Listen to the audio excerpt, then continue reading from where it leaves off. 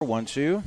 Jay Murray live. We're doing a sound check before we get started with our final round doubleheader of the Lopata Classic, as Washington University will play Tufts in the nightcap in a battle of two nationally ranked teams in the top 10. And we'll begin things with Webster and Wabash. So we'll have that coming up in just a few moments. So we're doing a little quick sound check. We are going to get started with our broadcast at 4:45 Central Time, which is in about 5 minutes. So we just wanted to make sure everything sounds good, and we're connected with Stretch Internet, and I think we're ready to go. Chris Mitchell gives me the thumbs up. So we will have two games for you tonight. So we'll get started in about 5 minutes here on the Bears Sports Network.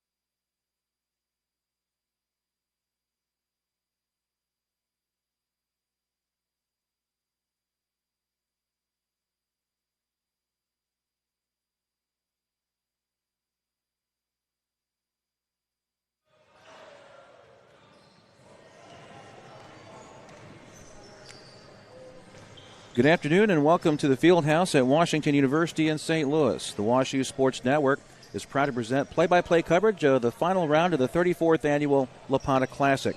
The Lopata Classic is the most prestigious regular season tournament in men's NCAA Division III college basketball, and it always gives us great basketball drama to enjoy. Such was the case last night as two underdog teams gave their nationally ranked opponents quite a battle in their first round games. The nationally ranked favorites did win those games eventually to set up an equally exciting final night of the 34th annual Lopata Classic tonight. The two underdog teams will battle each other in a few minutes, and then after that, after the third place trophy is decided by those underdog teams, then for the Lopata Classic Championship, we have a sensational early season duel between two of the top 10 teams in Division III basketball.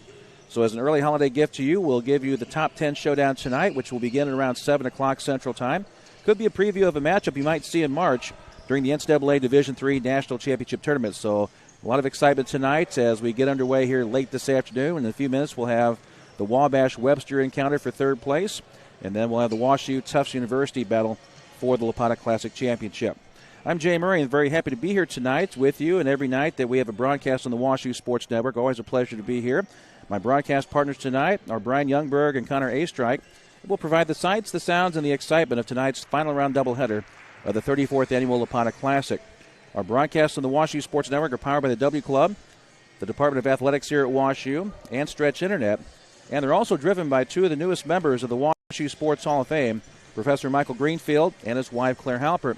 Now, Michael and Claire have made our broadcast possible. They've been very generous with their contributions to the WashU Sports Network, to our broadcast endeavors. Without their help, we wouldn't be able to provide broadcasts play-by-play-wise for this tournament or for perhaps any other game here on the Washington University campus. That's how important their contributions have been to allowing us to broadcast well over 100 events per year. And I'm involved in over 90 of them each year, in the last 2 years anyway, so I'm very thankful to be able to pursue what I love doing play-by-play for Washington University. And I know that you enjoy watching our broadcast here in the WashU Sports Network. So, again, we thank Professor Greenfield and his wife, Claire Halpern. Through the W Club, their contributions have allowed us to bring you the Bears in action and the teams that are involved in tournaments that we host here on the WashU Sports Network. Our broadcasts are to honor the parents, friends, and fans of the schools involved here tonight.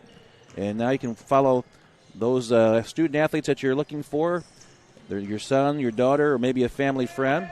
You can watch them perform tonight via live streaming on the WashU Sports Network. So, again, thanks to Claire and Michael and the W Club for your fantastic support of the WashU Sports Network. Also, as we dovetail from that into a new development that we have that we put in about 2 or 3 weeks ago, we're making it easier for you to access our broadcast through your TV. Now, here's how to do that directly through your TV. Again, it's courtesy of the W Club, the WashU Athletic Department, and Stretch Internet. You can search for the WashU logo on custom apps found on Roku, Apple TV, Amazon Fire TV, and Android TV. Choose one of those 4 devices and download the custom app for free. Then look for WashU, the logo, and click on it. Use the intuitive interface to view a schedule of our WashU Sports Network broadcasts and to select the broadcast you wish to view. So now you can enjoy free HD video content directly through your TV. There's no need to patch cords from a computer to your TV anymore, so you can get rid of that patch cord spaghetti that sometimes occurs when you're trying to patch from one device to another.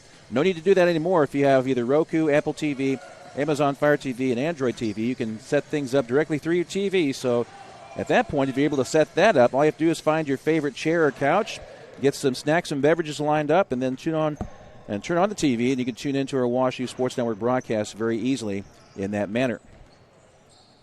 Well, this is the Lopata Classic, and we need to discuss the legacy of Stanley and Lucy Lopata. Those were the two people, the married couple, that has established this through an endowment, this tournament.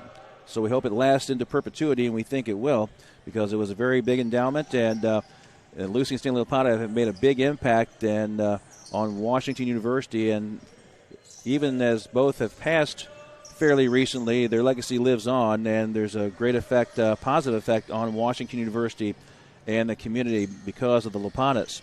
This classic, the Lopata Classic, is now in its 34th year. It's made possible by a gift from the late Stanley Lopata and his wife, Lucy. And Stanley was a WashU alumnus and emeritus trustee, and he was also president of Lopata Research and Development Corporation. He also founded and was chairman emeritus of the St. Louis-based Carboline Corporation. He also was past president of the William Greenleaf Elliott Society and recipient of the Society's Search Award.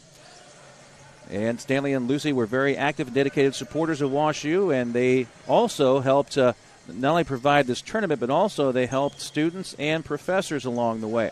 They endowed a professorship in chemical engineering, and also they have sponsored student scholarships in addition to this tournament. And they were also major benefactors in the construction of several buildings on the WashU campus. The Village Housing Complex was completed in the fall of 2001. One of those buildings dedicated as a Lucy and Stanley Lopata House. Also, Stanley was a key leader of the Alliance for the Washington University Community. He received an Alliance Achievement Award in 1987. He's a past recipient of a Distinguished Alumni Award and the School of Engineering and Applied Sciences Alumni Achievement Award.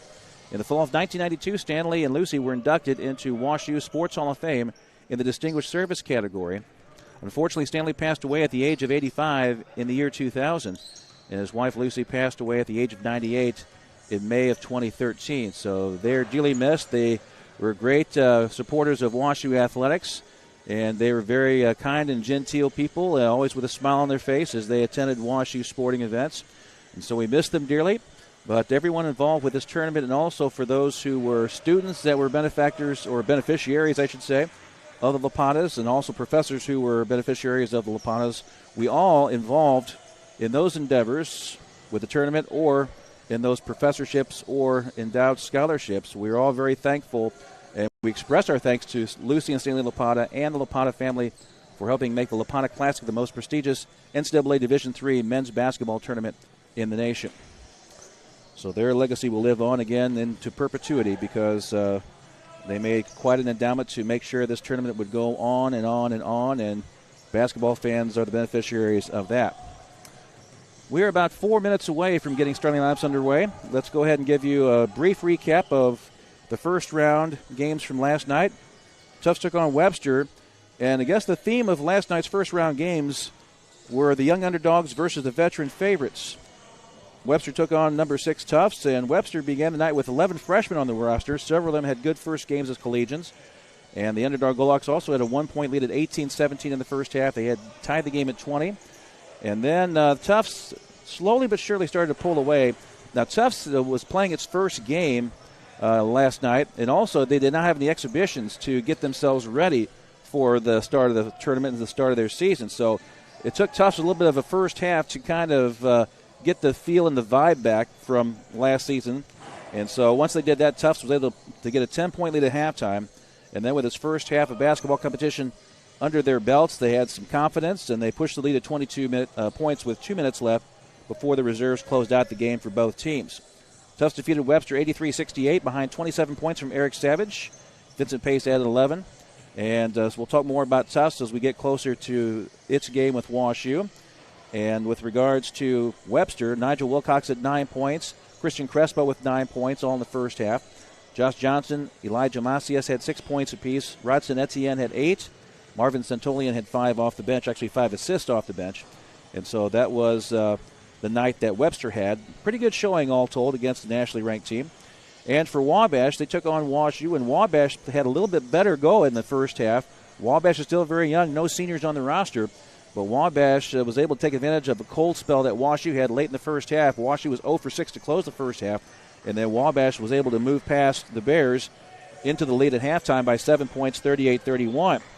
So the Little Giants were down 31-7 late in the first half. They won an 11-0 run to seize that lead at halftime.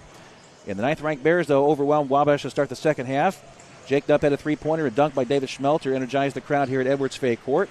And that brought the Bears within 2 points. The Bears were down by 1, 50-49, with 14:45 left in the second half. Sanders had 2 baskets in succession to give WashU the lead for good. Then the Bears tacked on a 10-0 run on top of that. And they had a 13-point lead after that, 63-50, and WashU went on to win 82-70. But, again, Wabash had a pretty good evening. Had a great game from new freshman point guard Jack Davidson. He had 19 points, along with Alex Eberhardt. He had 12 points. Harrison Hallstrom off the bench was very good with 9 points and 5 rebounds. Colton Garland was held to 8 points on 2 of 11 shooting. So let's expect Colton to have a better night shooting. Being away from home, this was the first game of the season. He might have tried to do a little bit too much, perhaps. A little bit too much pressure on himself. So let's see if he relaxes here tonight and shows us what he's capable of, because he came in with a scoring average from last season at 15.4 points a game. He had 79 trays last year. So expect Colton to have a better night shooting the basketball here this evening. Also for tonight's game, some things to keep in mind. Webster did not have a deer in the headlights look. The 11 freshmen accounted, for most of the scoring, and they really were very good at just staying in the moment. They weren't overwhelmed by the first game of the season. So Webster did a pretty good job. The freshmen, again, reacted well to that first game. They had a good balance on three-point shooting, 8 of 15 for 53%. The rebounding was pretty good at 40 rebounds compared to Tufts' 42. Webster needs some more points in the paint. 41% shooting on 20 of 49 inside the paint. They were outscored inside the paint 38-20 last night. Webster also needs to get to the free throw line a little bit more often. Only 9 free throw attempts last night, and they made 4. So the Gorlocks will try to get to the charity stripe, a little bit more often tonight. For Wabash, down by 10 points early. The still young Little Giants led number 9 WashU at halftime, so a very good positive thing to build on. And we'll see if Wabash can do that here tonight. Jack Davidson, the point guard scoring was good. Still only 8 assists overall for Wabash, so that might be a situation that needs to be corrected. Colton Garland needs some more space to operate, 2 of 11 overall. And the bench outscored WashU's bench 25-24, so the bench scoring was good. So let's take a look at that along the way here late this afternoon and this evening in this first game to see if that continues for Wabash. Getting ready for starting lineups now. We'll have the national anthem as well along the way. We'll probably anthem first, and then we will have starting laps for you. Again, thanks for joining us here on the WashU Sports Network for the 34th Annual Lopata Classic. And Jay Murray with you, along with Connor Astrike and Brian Youngberg. We will have the sights and sounds of our second round, the final round of the Lopata Classic here this evening. So we appreciate you joining us, and we hope you stick around for a while tonight as WashU and we'll play Tufts later at 7 o'clock in a battle of top 10 teams in the country. This will be a fun one as well for third place as Wabash entertains Webster, and we'll see how things go along the way here tonight.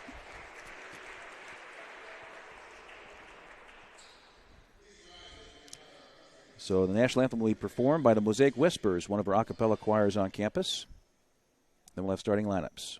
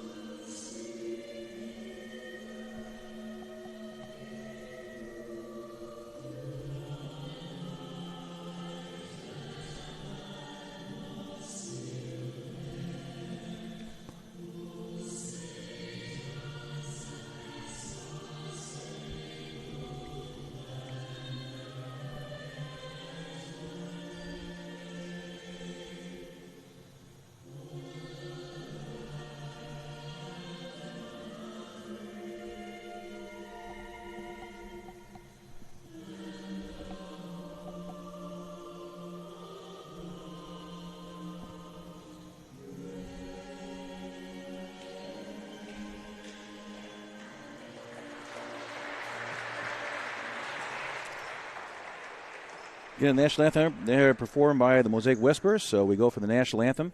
Then we'll have starting lineups here tonight as Wabash and Webster lost their season opening games last night here at the Lopata Classic, so we'll see who ends up with the third place trophy here this afternoon and evening. Starting lineups to be announced. Webster will be in their yellow uniforms, Wabash in their home whites with the red trim. And for Webster, the first starter announced, Enrique Tankins, a 6'3 sophomore from Wentzville, Missouri, on the western edge of the St. Louis metro area.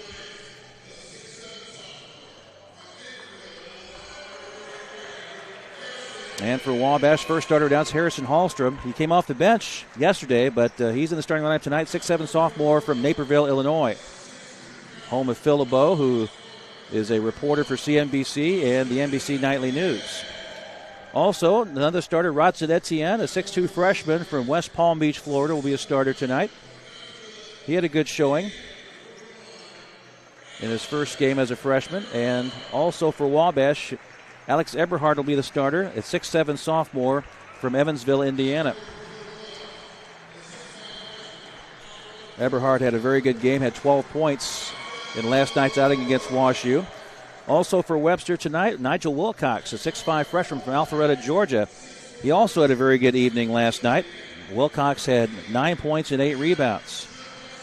Also starting for Wabash will be Ben Stokowski from Evansville, Indiana, a 6'4 junior guard. Stokowski had a rough night shooting. It was 3 of 9 last night, so I would imagine he'll have a better night here this evening. For Webster, Josh Johnson also looking for a better evening than last night. He's a 6' sophomore from here in St. Louis. And Johnson last night, he had 8 points, but he was 2 for 10 from the floor. He had a very good game against Umsel. In the exhibition, he had 14 points in that game. Jack Davidson will start. A great night for him last night, a 6'1 freshman from Fishers, Indiana. Davidson had 19 points in last night's showing. And also starting for Webster will be Michael Dunn, one of the 3 elder statesmen, one of the 3 seniors. He's from Tallahassee, Florida. And also for Wabash, the final starter announced, Colton Garland. He's from Washington, Indiana, a 6' sophomore, leading returning scorer, and was leading scorer overall last year for a very young Wabash team. Wabash still young with no seniors on the roster, so we have two teams doing battle for the third-place trophy that are very young. Wabash with no seniors, and Webster even younger with 11 freshmen. The head coach is Kyle Brummett. In his fourth year at Wabash, 42-38 is his record overall. He's won 178 games in 12-plus years. Chris Bunch in his 16th year at Webster, and he has won 217 games, winning percentage of around 59%. Very, very good in the SLIAC, winning percentage in that conference at 74%. So that is how the two teams shape up. We'll have the opening tip-off now as Harrison Hallstrom for Wabash at center circle with Nigel Wilcox. Jay Murray with you. Thanks for joining me on the WashU Sports Network as we have the third-place game of the Lopata Classic underway. Opening tap won by Webster, and the Gorlocks clad in yellow tonight. Bring it across, and they go from left to right. Tankin's trying to lob it into Wilcox right away to try to test Hallstrom. Wilcox goes to his left. Turnaround jumper is good. And just like that, Webster converts on its first possession of the game. Nigel Wilcox, very nimble inside and able to get a little bit of leverage on the left block. So Webster has gained the first lead at 2-0. Wabash trying to go to work. Let's see if Colton Garland can get on track. Again, he had a rough shooting night, 2 for 11 overall. He was 2 for 6 from three-point range. So we expect a better night from him. Stakowski also from the corner. This one's off the mark, and Tankins clears the rebound for Webster. 41 seconds in. Webster 2-0 lead. Looking for the second straight possession that's positive, and it is a three knocked down very calmly and coolly by Michael Dunn. Dunn's from Tallahassee, and he knocks down a three, and Webster is out to a quick 5-0 lead in the first minute of play. Eberhard to Garland. Gets a screen from Hallstrom. Can't use it. Was sandwiched briefly by a couple of Webster players. Back out now and trying to reload is Davidson. Davidson, a freshman, the point guard. He looks to be the point guard of the future. 5 on the shot clock. Somebody needs to shoot. Instead, it's stolen away by Tankins. Tankins with a steal. 3-on-2. Tankins swoops in, lays it up with the right hand, and Tankins has his first 2 points, and Webster has bolted out of the gate with a 7-0 lead in the first minute and a half of the ball game. Webster in a 2-3 zone defensively, so let's see how Wabash tries to dissolve it either from within or if they'll try to get a three-point shooter hot from the outside. Davidson shadowed a double team out front. Garland drives baseline, fed into Eberhard, lost the handle. It's stolen away by Tankins once again. The feed to Dunn, 2-on-1. Layup for Etienne is sweet and up and good, and a timeout needed by Kyle Brummett as his Wabash Little Giants have been sprinted past by the sleek Webster Gorlocks as Gorlocks came out sprinting in transition. They've got a three from Michael Dunn and transition baskets from Tankins and Etienne. Wilcox has a points in the paint basket. And all told, Webster has dashed out to a 9-0 lead. And Kyle Brummett, the head coach of Wabash, says, boys, we better call a timeout before they run past us for good once and for all.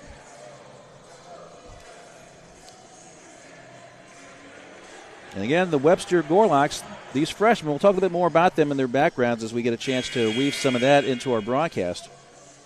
But these freshmen were very successful at the high school level. And so they have a level of confidence that you don't see often, especially with programs like Webster who thrive in the SLIAC, but perhaps have not had a chance to go deep in the NCAA tournament very often.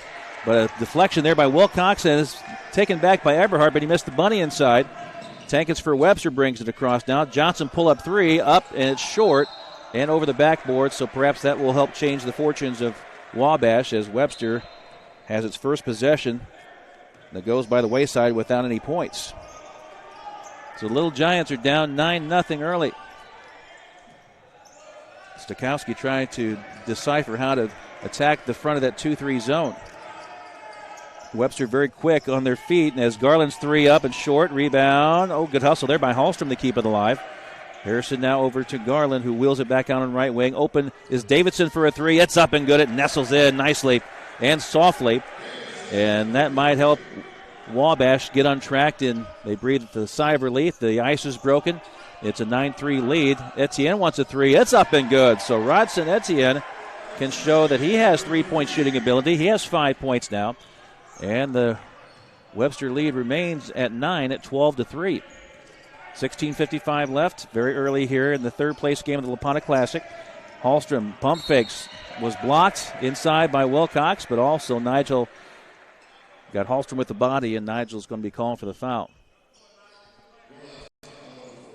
So the Webster Gorlocks, and again, if they can keep improving from game to game in non-conference play, I tell you what, they're going to give SLEAC opponents in competition all they want and then some.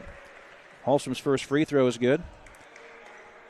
And Wabash trails 12-4 now with 16:49 left in the first half.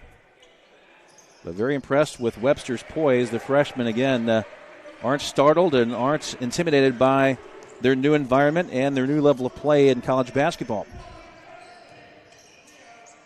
Johnson to Etienne between the circles now. Etienne, a very versatile player, can play a little bit inside and knock down threes as we saw earlier. Wilcox, a tough shot. Rolled around the rim and wouldn't fall for him. Wabash trying to answer now in transition as Davidson goes to the rack, and it's blocked inside by Wilcox. But Wabash keeps it alive for Eberhard. He knocks down a three from the top of the arc. Alex Eberhard showing that he's got some versatility beyond the arc as well. So that's a big basket for Wabash to bring with the Little Giants within 4. The runner in the lane for Johnson will go it short. Stokowski with a rebound. So now Wabash trying to whittle this lead down. Garland finds himself open for three-point range. It rattles out. Rebound fought for and controlled by Michael Dunn of Webster. So we're 4 minutes into the first half. Very exciting start because both teams have put up some points early. That one's short by Dunn and cleared by Stokowski on the rebound. Wabash down by 4, trying to whittle it down even further. Davidson a good feed to Hallstrom at the post. Garland back out on the wing for Davidson, and they'll try to reset now on the near side. Stokowski back to Eberhard in the paint. Pump fakes, and the baby hook is good. Eberhard now with 5 points. Now maybe Chris Bunch's turn to call a timeout, the head coach of Webster, as both teams, kind of like Marvin Hagler and Thomas Hearns in a middleweight bout in years gone by, where they just got in the middle of the ring and started throwing haymakers and to see who would outlast the other. That fight didn't last very long, but it was one of the most entertaining fights in boxing history.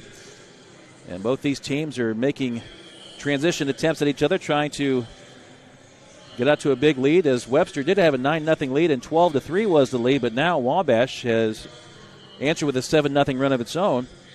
And the Little Giants are now only down by 2 at 12-10. So keep those seatbelts fastened and buckled because this is going to be a fun ride up and down the court, one end to the other. As Webster pushed the pace early, and Webster built, a couple of 9-point leads.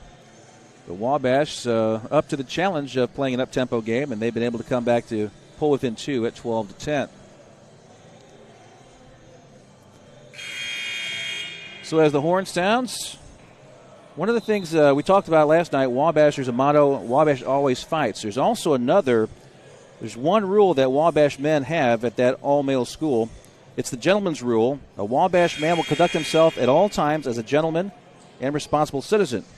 I guess if men in Hollywood and politics would be Webster men and adhere to that rule, we wouldn't have so many headlines that are negative these days, the last week or so.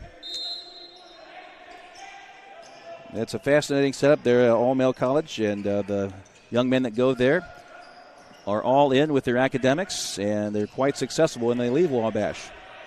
Testament to the school, their professors that are there, the administration, and, of course, the zeal that the students have attacking their academics. Webster on the attack now, never down yet, but they're only up by 2. Their lead has been whittled down. 3 on the shot clock. And trying to beat the shot clock. Tankins with a 3. It's long and off the rim. They say the shot should count if it falls. It didn't fall off the backboard and rim. And so Wabash gets the rebound, and the Little Giants have a chance to get their first lead if they can knock down a 3 here. Davidson has set his shoe tops and almost taken away there by Johnson. Hallstrom, a great feed to Eberhard. The shot blocked by Wilcox, and Wilcox fighting for the loose ball. It's out of bounds. Is there a foul, or is the ball just simply out of bounds? And it will be a foul, and that's going to be Wilcox's second foul. So it's unfortunate for Nigel. Had the game's first points on an inside basket on the left block, but he has to come out of the game with 2 early fouls. And that will bring Blake Farrell into the match. Farrell's a sophomore from here in the St. Louis area, went to Baldwin. He is a resident of Baldwin, Missouri. And so Farrell is in.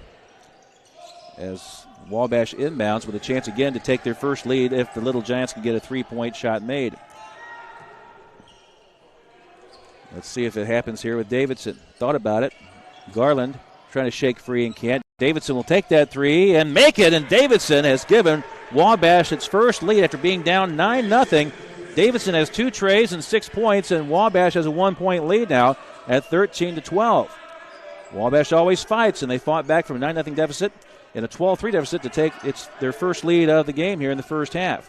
Johnson weaving through traffic, lost the handle, ball tied up on the floor. Garland trying to force a jump ball, and he did. The arrow will point in Wabash's direction, so great job by Garland.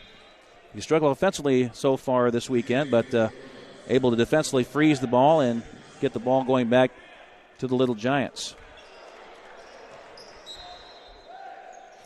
Along the way tonight, we'll talk about the unique mascots. We'll talk about all 4 of the team's mascots and how they came into being.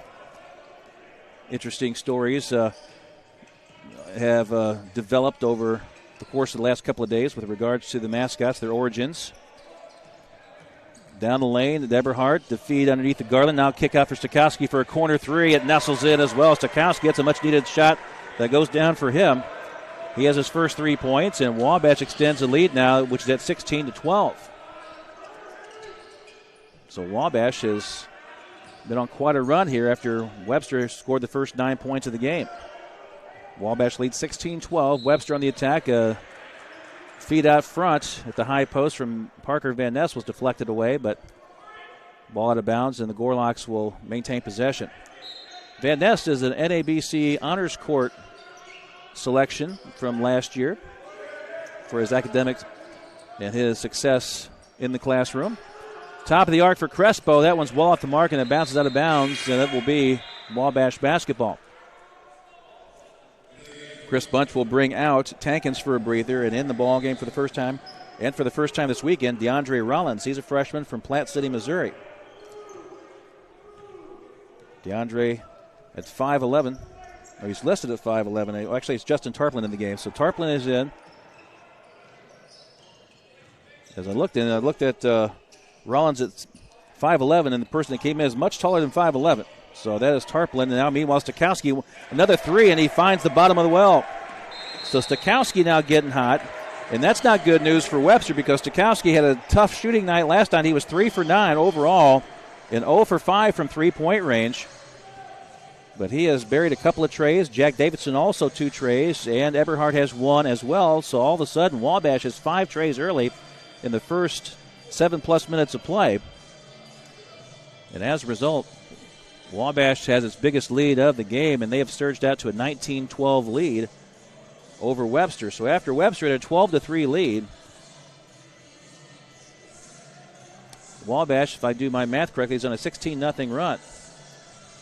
We'll double-check that as we take a closer look as, again, Webster was ahead 12-3, and now Wabash ahead 19-12, so a 16-0 run enjoyed by Wabash currently. And again, I believe most of those have come from three-point range. Davidson has 2 trays, Stokowski 2, and Eberhardt has a basket to go along with his earlier tray. So Wabash doing quite well, surging ahead of Webster. Let's see how the young Gorlocks handle this adversity early as they had a big lead. But now they'll have to fight from 7 points down with 12:50 to play in the first half. We're at the WashU Fieldhouse looking at Edwards Fay Court. The Lopata Classic, the 34th annual edition. Final round action beginning, and we're underway with the third-place game. Jay Murray with you here on the WashU Sports Network. Thanks for joining me. It's going to be a lot of fun here today and tonight. Loading up at 3, and it's launched, and short by Farrell. The ball deflects, tapped away, and then Van Ness with good hustle saves it for Crespo. Pull-up jumper inside the free throw line won't go. Tap off the rebound off the glass. Etienne then had a follow-up shot, and he is fouled. So Rodson Etienne, we saw him earlier, knock down a 3. And Rodson also from West Palm Beach, Florida, also showing that he's tough inside to handle. And he is fouled by Alex Eberhardt. That's Eberhardt's first. And the free throw is no good for Etienne. Again, Webster only 4 of 9 from the free throw line last night, so they didn't get to the free throw line very often, and when they did, had some struggles. Second free throw also short, and missing 2 there is Etienne, and a rebound for Eberhardt. So Wabash dodges that Webster opportunity to put some points on the board. Kyle Brummett now will send in 3 new Wabash players in a moment. Next dead ball situation as Garland trying to shake free from Van Ness. Does at the last moment now kick out for Eberhardt. Alex had a shot blocked. Good elevation there by Etienne to block the shot, but Davidson retrieves it for Wabash. Garland now drives baseline. Along the baseline, the feed and the basket is good for Harrison Hallstrom. Great feed by Garland. Hallstrom was able to get the basket inside to beat the shot clock. And Webster now down by 9 as Wabash has a 21-12 lead. And Wabash is on an 18-0 run. So talked about 11 freshmen on the team, and perhaps we're seeing the effects of that here, at least in the early going. Webster was prosperous early with a 9-0 lead and a 12-3 lead, but after that 12-3 lead, it's been all Wabash since then, an 18-0 run. So the freshmen trying to get this merry-go-round slowed down to where they can jump back on. Wabash has it spinning at a rapid pace right now to the point where you can't quite jump on, otherwise you get knocked off and hurt yourself in the process. See what Webster could do here in this possession. Van Ness, no-look feed out front. Crespo at the post. Tankins muscling in. Off the glass, it's too strong. Runs for the rebound, saves it, and he dives into the Wabash bench. Saved it for Farrell. His reverse layup, no. And finally the rebound by Logan White, who's just checked in from Avon, Indiana. Crossover for Garland. Flips it back out for Stokowski. White now over for Parker Mangus, who had a pretty good night off the bench last night. Mangus had 8 points, and meanwhile the shot off the glass and rim. It's a little bit short by Garland, so his struggles continue shooting the ball. And Webster now the chance. Right elbow jumper for Tankins won't go. White with the rebound, whistle inside. Might be a foul on one of the Little Giants as one official peers inside to see who it is. And it's going to go against Colton Garland, his first. So the team foul situation, 2 fouls apiece for Webster and Wabash, so we're not anywhere near a bonus situation yet. 11:07 to play in the first half. So a tale of 2 different surges. Webster had a 12-3 lead, but it's been all Wabash after that. Van Ness, though, stops the run and gets an inside basket. Had a pump fake and able to lean in and lunge for that basket. As Parker Van Ness gets his first 2 points, that stops the 18-0 run. Let's see if Wabash can get it started again. Mangus trying to spin away from 2 players. Van Ness, the last of those. Now Davidson left open for a 3. It's good again. Jack Davidson is dialed in from the outside. He has 9 first-half points on 3 trays. And the lead now for Webster is up there. Actually, Wabash is 10. The 3 off the mark by Crespo. Loose ball and saved, but it's saved to Stokowski, the wrong team, as Webster had to keep it alive and couldn't. Mangus, nice feed down the lane for White. The layup is good. Logan White's first 2 points. A nice assist there, and it's 26-14 now in favor of Wabash. So after being down 9 at 12-3, Wabash has surged, and Crespo says, well, let's put a stop to that here as Christian Crespo with his first 3 of the afternoon from Royal Palm Beach, Florida. Crespo and Etienne were teammates at the same high school as Davidson again knocks it down. This time he had Johnson at his face, but it didn't matter. Jack Davidson is red hot from 3-point range. He has 12 points already on 4 trays. And meanwhile inside, the ball loose and Van Ness able to get a couple of baskets in succession. He's trying to keep Webster close as Wabash is threatening to take a huge lead as we're past the midway point of the first half. 9:35 to go in the first half. Davidson at center circle. Webster fans trying to hoop it up and energize their defense, but Davidson again swoops down the lane and then kiss it off the glass. The layup good, count it, and we'll go to the free throw line.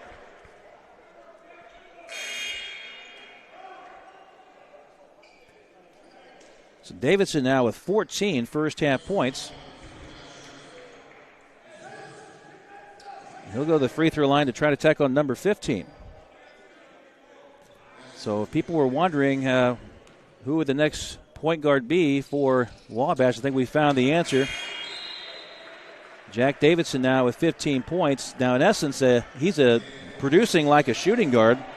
course, they already have Colton Garland as a shooting guard that was very successful last season. So Davidson may be that rare, well, maybe not rare, but a nice dual threat to have, both in distributing the ball and scoring it. Van Ness pulls up, jumper on the way, no good. That was over Ronald Ryan, and the shot missed, and Garland with the rebound, trying to avoid Michael Dunn at midcourt. Hallstrom, feet inside, muscling in, losing the ball, and a walk is called as Duncan Roy got bumped inside. And he also had a shoe come undone, and Josh Johnson for Webster. Good sportsmanship there, helping him up. That's what this Lopata Classic's about. Good competition, but also good sportsmanship, and also head coach Mark Edwards of WashU urging players to, hey, get to know each other a little bit.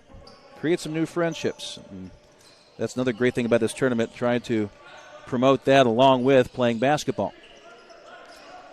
Johnson now to Dunn. His pull-up jumper good. Dunn now has 5 points in the first half.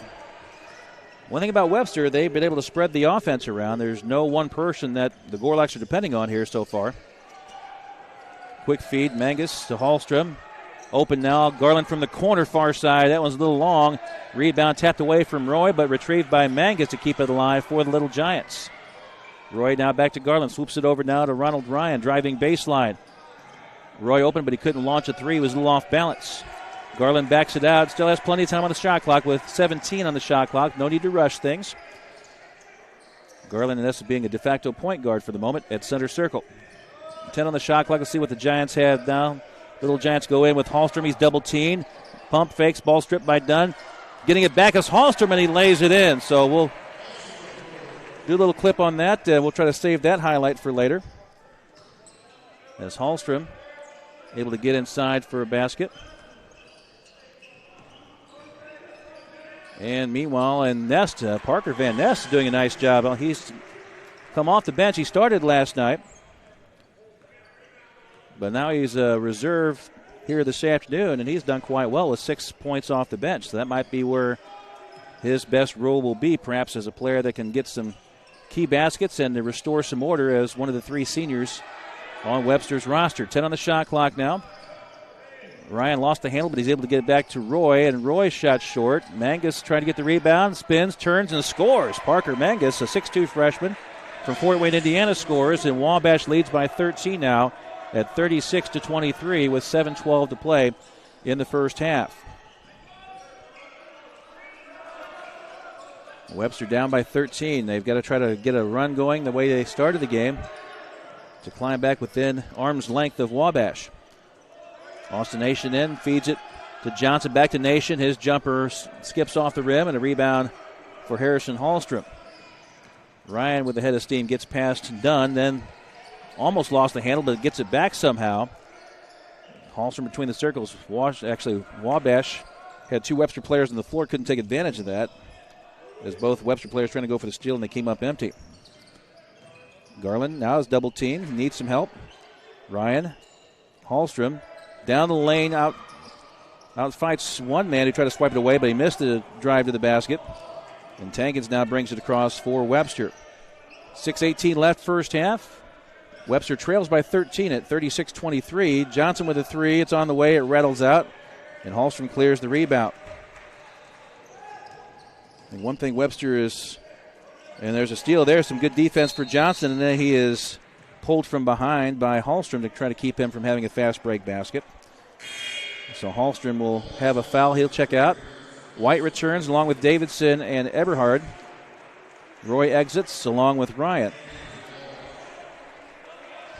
But after Webster got in transition to build a 9-0 lead and a 12-3 lead, didn't know if they thought they could rely on transition to have all their offense, but that hasn't been the case, and Webster has not been able to really get a good half-court offensive flow going, except for Van Ness, and he has exited for the moment.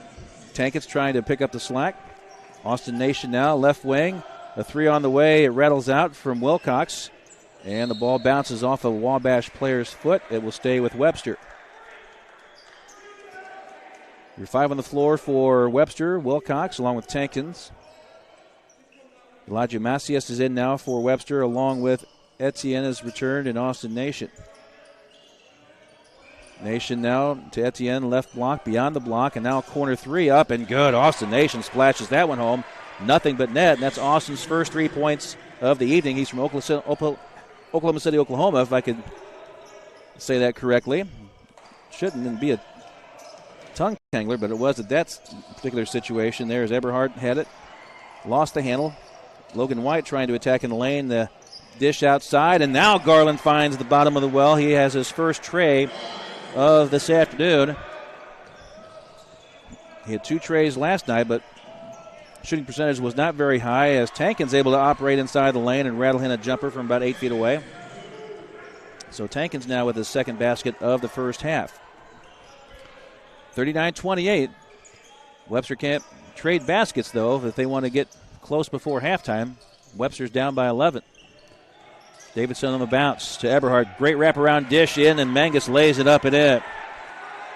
Parker Mangus now with 4 points, and the lead for Wabash is up to 13 now at 41-28. Nation over to Wilcox. And Webster trying to find a way to operate in the half-court offense. Macias is shot off the rim, no good. I mean, the movement that time was good, just the result was not what the Gorlocks were wanting. Eberhard now and a runner in the lane rolls off from Mangus. White couldn't get the follow-up to go in, and now Nation with the rebound for Webster. So the Gorlocks trying to find some half-court magic and a good vibe as the transition game has been shut off. And there's Tankins with a 3, so Enrique's trying to get the half-court offense productive. He has 7 first-half points now. He has first tray of the game there. And the lead for Wabash is now at 10 at 41-31. 3:43 left in the first half. Jay Murray with you on the WashU Sports Network. Connor Astrack along with Brian Youngberg, my partners tonight. As nice sweet move to the left by White, and he's able to spin and turn and get a sweet carom off the glass. White now with 4 points. 3:26 left in the first half.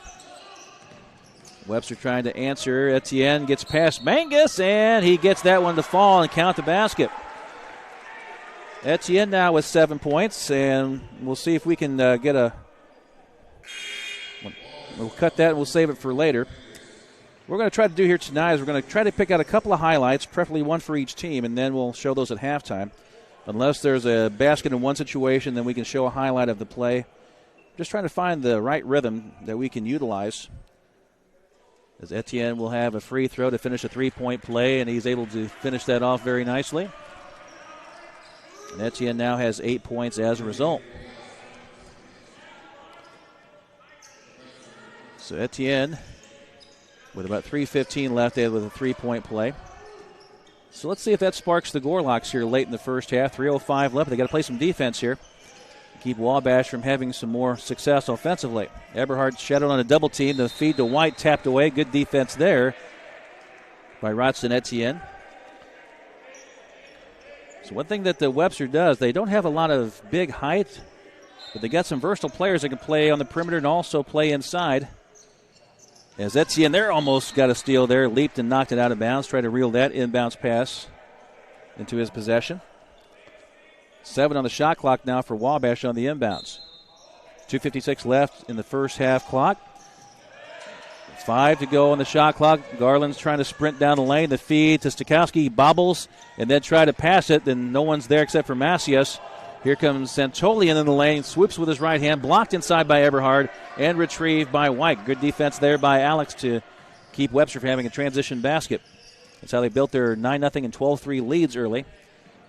But since then, Wabash has done a very good job of keeping Webster from having those easy looks and making them work in the half court.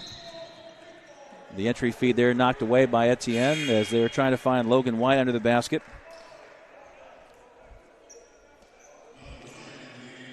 So ball out of bounds, and meanwhile checking out of the game for the time being. Stakowski exits.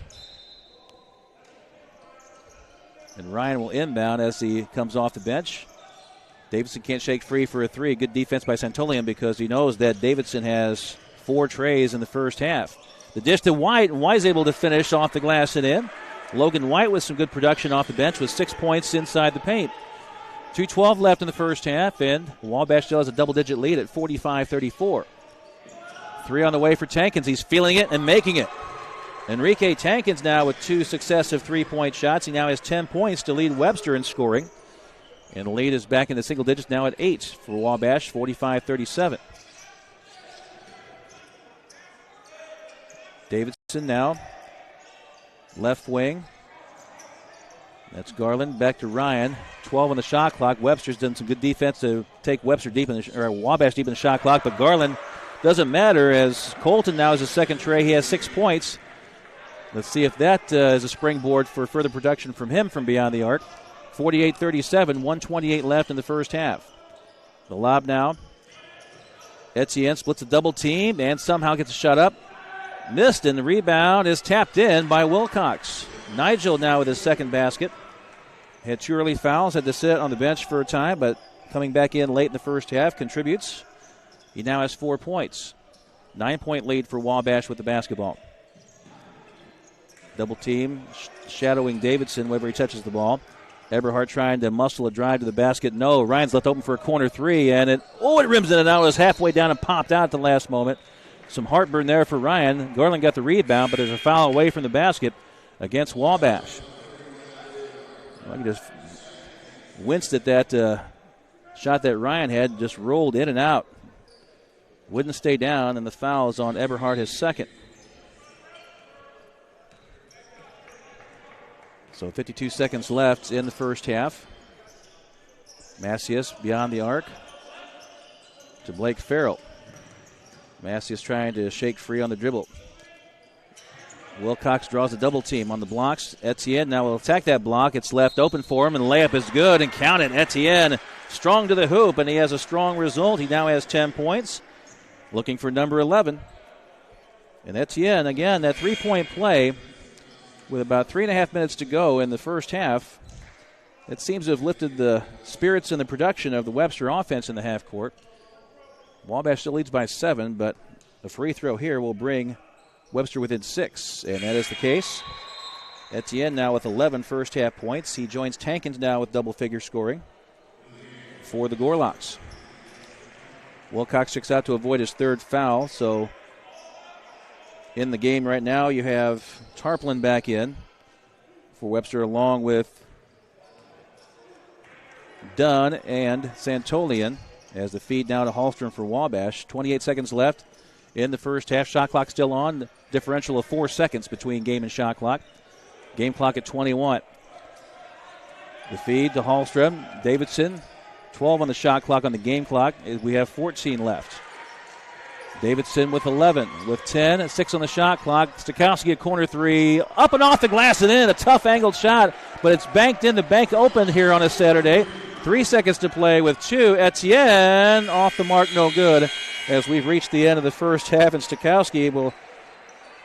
That's not how he drew it up. That's not how he expected to go down, but it caromed off the glass at an awkward angle. And as a result, it goes in. And with that, Wabash leads 51-42 at halftime in a high-scoring first half of this third-place game here featuring Wabash and Webster. Well, as we take a look at, we'll get some halftime stats in a moment. And what we're going to take a break here right now. We'll have some highlights for you in just a moment. We're going to see which ones those are, and we'll come back and we'll show them to you here in a couple of moments here on the WashU Sports Network.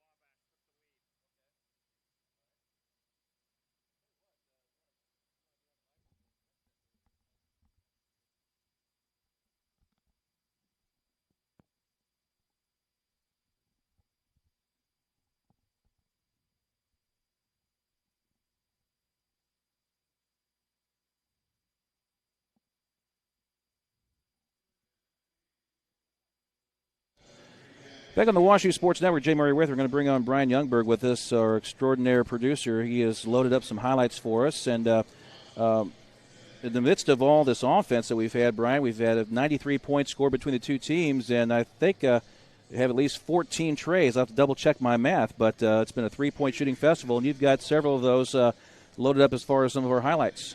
Yes, the first one I'm going to bring up is going to be when Wabash took the lead. So, again, Wabash fell behind 9-0 and 12-3 at one point. But Wabash always fights, and I believe this probably is Davidson's with three, if I remember correctly. We'll double-check that. Or is that Garland? That looks like Garland. That's the three for him. So that gave Wabash the lead. And from there, Wabash able to hold on and lead the rest of the way in the first half. But Webster came out in transition with 9-0 lead and 12-3. But to the Little Giants' credit, they just stayed with their game plan. And they're able to knock down some threes. They have really done well from the three-point line. Jack Davidson has 4 trays. Garland with 2. Stokowski with 3. So that's 9 total so far. Then Eberhardt had 1 for 10 total for Wabash. And we'll load up the second highlight for you. This will be another Wabash highlight from three-point range. This is something that fans were hoping to see for Wabash, just a long three, and that finds the bottom of the well, too. So, all told, in the game against WashU last night, Wabash only 5 out of 22, so 23% shooting. So, obviously, that's going to be much better when we get the stats from Connor Astrike. We'll go over those in just a moment. Anything else for us, Mr. Bryan? Nope, that's about it. Just, okay. A barrage of threes in the first half. Well, that was. And, again, Wabash fans are very excited about that. Brian, thanks a lot for loading those up for us. Again, Brian Youngberg, our producer, and Connor Astrike, our cameraman. And, again, we're trying to figure out, this is our new toy that we have, Instant Replay, this season. So we're trying to, we've unwrapped it for our fall sports season, and everybody's been enjoying our Instant Replay. So now we're trying to figure out how to fit this in to the fast pace of basketball. So we're experimenting here in the first couple of broadcasts here this weekend of our basketball games here at WashU.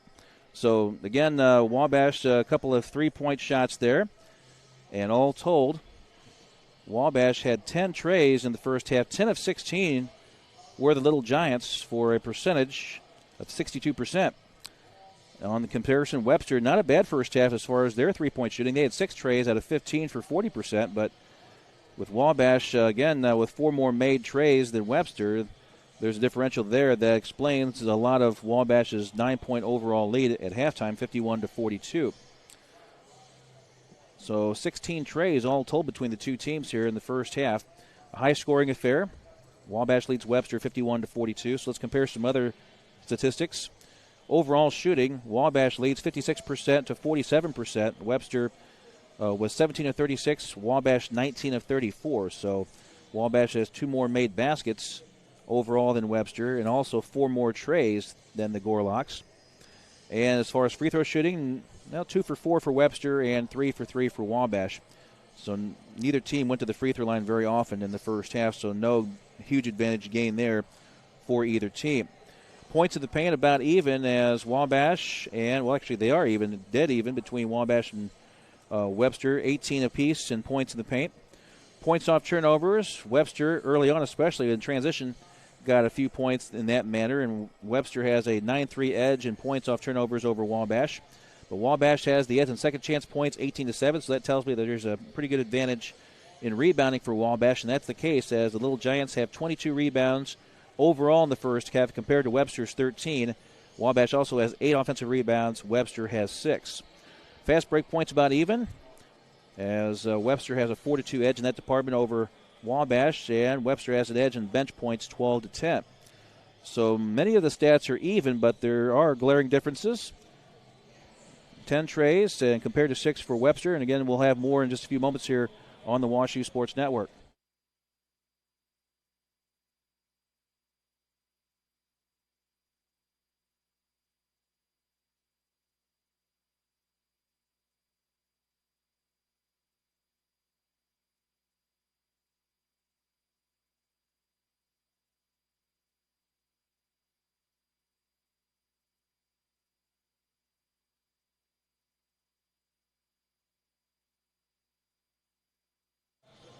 So we're back on the WashU Sports Network. I had to check with Chris Mitchell. He was, I guess there's on the scores table, they're trying to make sure that they have the scores right for a couple of players. So we were able to relay the information to the scores table down below us. So let us move on to other stats. We talked about the team stats. Let's go ahead and take a look at the individual numbers here. Let's start with Webster. 2 players in double figures. Rodson Etienne has 11 points, and Enrique Tankins has 10 points. Tankins on 4 of 7 shooting. Rodson Etienne has 4 to 6 shooting. So those players lead Webster. They've had a good shooting first half. 6 points off the bench for Parker Van Nest. Also 5 points for Michael Dunn, 4 for Nigel Wilcox, and 3 apiece from Christian Crespo and Austin Nation. That's your scoring for Webster, but it's a good scoring total of 42 points. But unfortunately, Wabash has 51 in the first half. We'll talk about the Little Giants in just a moment. Also, the rebounding leader for Webster with 3 rebounds, Tankins. 4 assists for Josh Johnson to lead the way in that department for Webster, and Tankins also has 2 steals. For Wabash, leading 51 to 42 at halftime, Wabash has 1 player in double figures, and that's Jack Davidson. He had a tremendous first half, and that's perhaps an understatement even with that adjective, because Davidson was 5 for 6 shooting overall, 4 out of 4 from the beyond the arc, and he also made his only free throw, so he only missed 1 shot combined from overall 3-point range and also at the free throw line. Davidson has 15 first half points. He had 19 total last night, so he's making a bid to be on the Lopata Classic All-Tournament team. Davidson had 4 rebounds as well, so 15 points in 16 minutes for Jack Davidson. Also for Wabash, 9 points for Ben Stokowski, 3 out of 4 shooting tonight, so a better shooting effort in the first half for him. Also, Colton Garland, 2 out of 6 from the floor, 2 out of 5 from 3-point range. Garland has 6 points. Also with 6 points, Harrison Hallstrom, 5 points for Alex Eberhard. And let's see, who am I missing? I'm missing Parker Mangus with 4 points. And Logan White had 6 off the bench as well for Wabash. Leading rebounders, 3 players with 4 each, Davidson, Stokowski, and Mangus. And as far as assists are concerned, Garland leads the way with 6 assists. So those are some of the individual numbers for Wabash as well. Wabash leads in rebounding 22-13 over Webster. And Wabash has 4 more trays than Webster, so those 2 categories loom large in favor of the Little Giants as Wabash has a lead at halftime, 51-42. About 6 minutes to go before we start the second half. We'll take a break of about 2 or 3 minutes and come back for the second half. Jay Murray with you, and again, joined by Connor Astrike and Brian Youngberg. And we thank you for joining us. We'll come back to set up the second half for you in a few moments on the WashU Sports Network.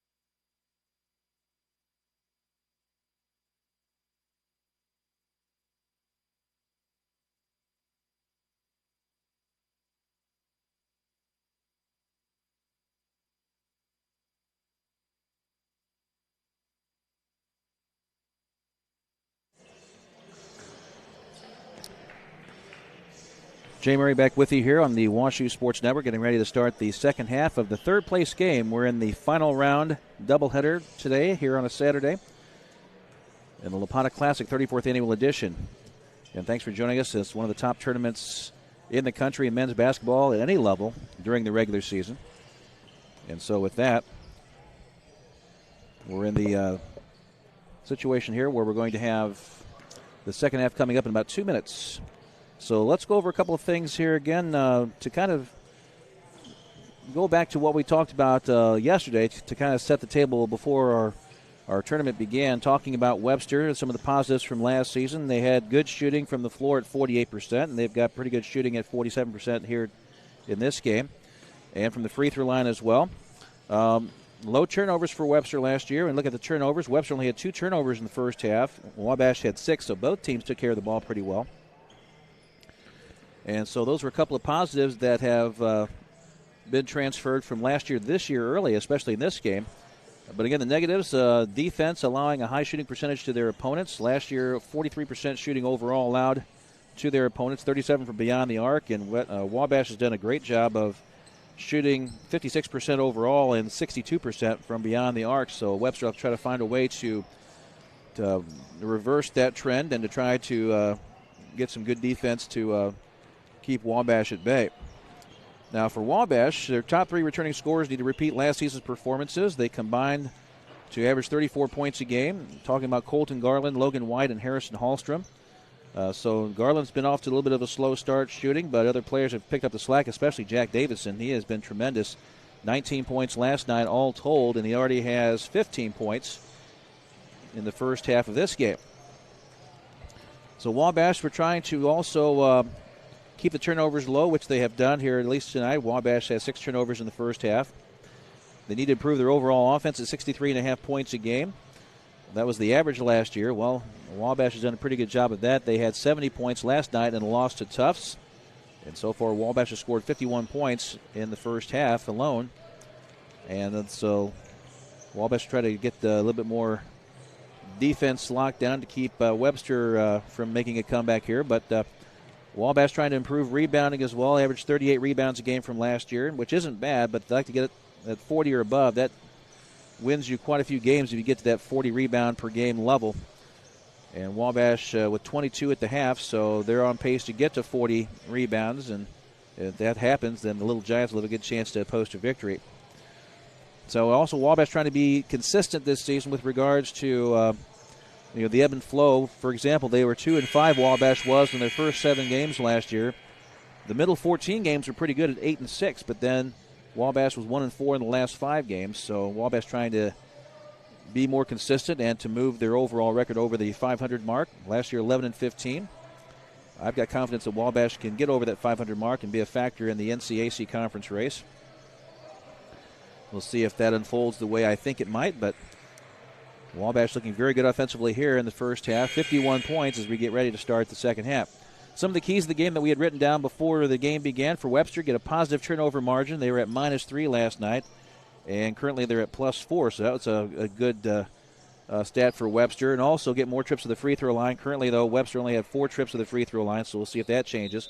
Wabash need a better shooting from Colton Garland. It's a little bit better tonight. But the orchestration of the offense, and Davidson with his 15 first-half points have really got the table set well for Wabash. 51 points in the first half, leading now by 9 as we start the second half. Webster with the basketball. Tank is in a good half. Left elbow extended. The shot a little long off the back iron, and Ahlstrom got a forearm in the face accidentally on that rebound, but holds on to the ball. Now Davidson trying to finish off the possession. Long 3 now for Stokowski is good. Ben Stokowski, he had a tough night last night, but he has turned things around 180 degrees. Stokowski now with 4 trays and 12 points. And Wabash, just like that, gets their double-digit lead back, 54-42. Etienne trying to muscle his way in. The shot off the left side of the rim. Stokowski gets the rebound. Wabash now pushing the pace a bit. Garland stops for a moment on a dime, left wing. Now bounces to Eberhardt. Alex squaring up. Dunn trying to find a way to sneak in to get a steal. As Webster in a man-to-man to start defensively. They were playing 2-3 zone quite a bit, but Wabash able to take care of that zone with quite a few trays in the first half. Here's Stakowski pump faking, now loading one up. Actually, that's Davidson. Check that. Davidson misses a three. And so Webster has the rebound. 54-42. Wabash leads by 12. Out front, Johnson. Backs out beyond the arc with the dribble. Wilcox, 2 fouls. Limited his playing time a bit. And he's back on the floor here to start the second half. Johnson trying to pump fake, get past Garland. 7 on the shot clock. Now Tankins, fadeaway jumper in the lane. Won't roll in. Davidson gets the rebound for Wabash. So Little Giants in a good position here. Great feed in the lane for Hallstrom, but the shot blocked by Wilcox. And I believe that's offensive goaltending. There may be a foul as well in that sequence, and there is. So 2 shots. That shot that came before the basket, so the foul is on Webster. It's going to be against Tankins. Enrique has his first foul. And Hallstrom goes to the free throw line. Was fouled before his shot was pinned on the backboard, so he'll have to earn the 2 points from the charity stripe. Makes the first. Harrison now has 6 points. Line drive free throw shooter, but a lot of backspin and a soft touch, and Hallstrom makes 2 free throws there. He now has 7 points, and the lead now for Wabash has grown to 14 at 56-42. So right away, Wabash has established his biggest lead. Johnson trying to answer from beyond the arc and does. Splashes one home. That's Johnson's first points of the evening. He now has 3 points. The left eye open now is Garland. It's in and out, no good. So his 3-point shooting struggles continue. The Wabash fighting on the floor to maintain possession. Eberhardt and Dunn. And also trying to be peacemaker is Johnson, as I was afraid the tempers might escalate a little bit. But good job by both teams to stand up and shake hands after all that. That's one thing that the Lopata Classic stresses: good competition and also good sportsmanship, and to try to get to know each other. And who knows, there may be some lifelong friendships forged from this weekend among players from the different teams. So Davidson now is down the lane with the dribble and almost sneaked that one inside and into the cylinder, but he's going to be fouled. He'll go to the free throw line.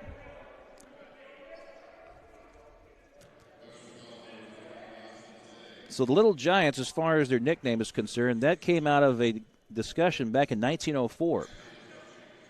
A reporter from the Indianapolis Post, as a free throw is good for Jack Davidson. He has 16 points. The reporter was talking to Francis Caillou, who was the head football coach at Wabash at the time in 1904. The second free throw good by Davidson. But the reporter, last name was Millett. Mr. Millett said, you guys play like Little Giants because there are teams that are bigger than you and more skilled than you. Again, paraphrasing here, as Wilcox makes a basket inside, he has 6 points.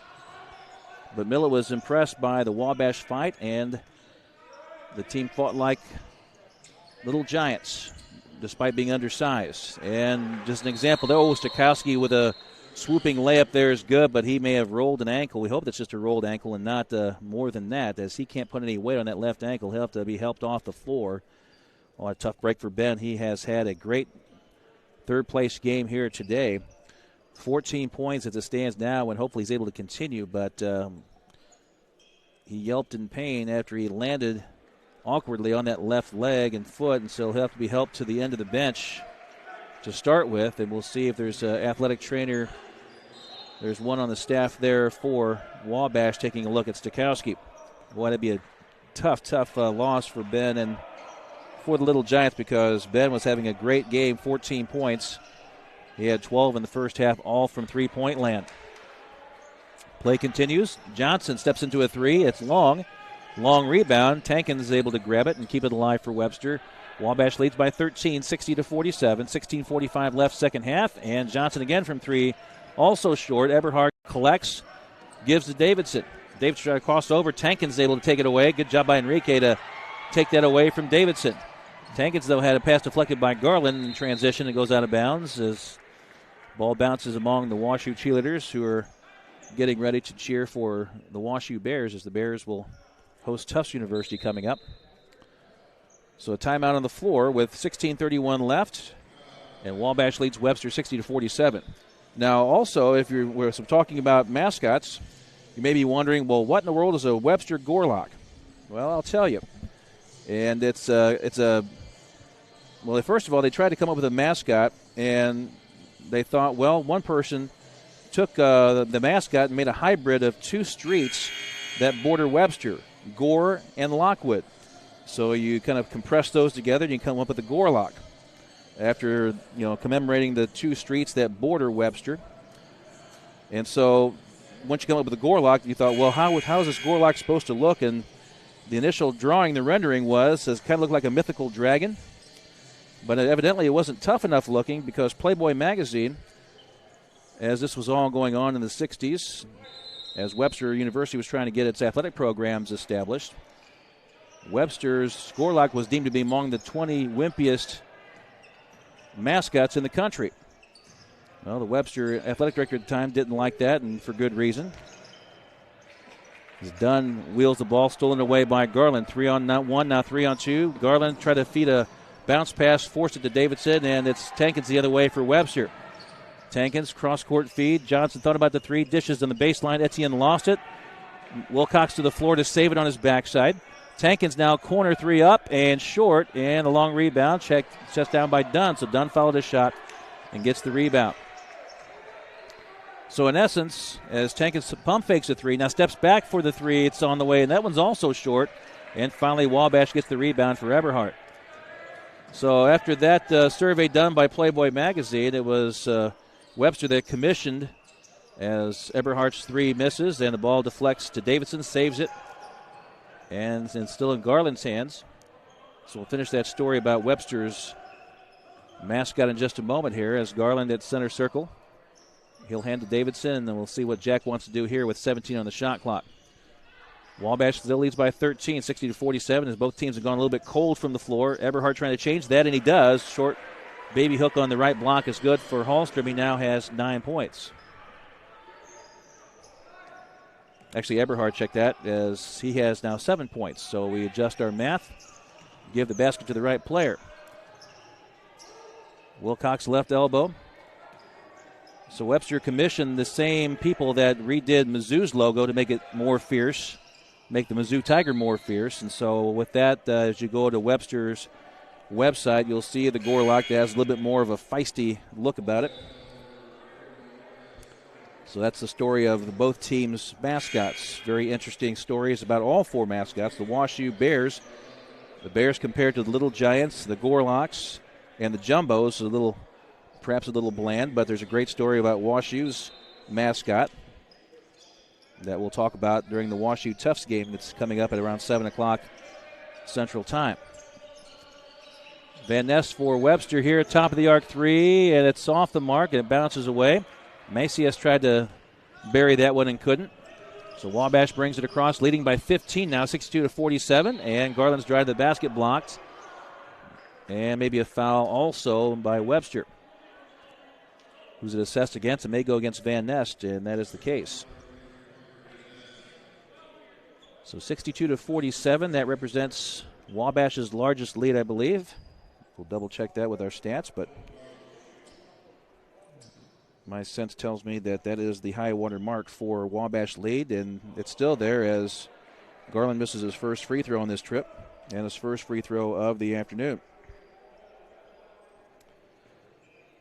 So this is the largest lead for Wabash. The free throw is good, so now new high water mark's been established as Garland makes a free throw. He has 7 points now, and the lead has grown to 16 for Wabash, 63-47.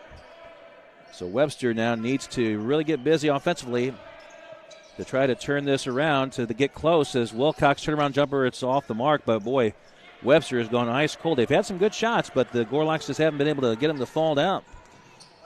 Several possessions, cold and barren on the WashU Edwards Fay court.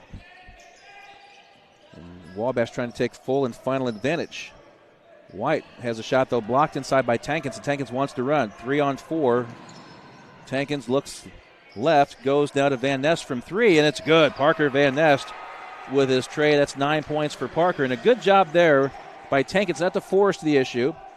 didn't have a great shot, so he's looking around for other options and found Van Nest open from three-point range. And Parker makes his first tray of the afternoon. He has 9 points. 13:27 left in the second half. 63-50 is the Wabash lead. Davidson. Oh, and Tankins trying to get a steal, and in his exuberance, bowls over Davidson in the process. So Tankins commits the foul. That should be his second. So I'm curious about Webster's shooting percentage here. As Webster, and we'll double check that in just a moment. But Webster's gone cold. We do know that as a feed from Davidson to White, and White was trying to get a kick out to the left wing area, and the foul there.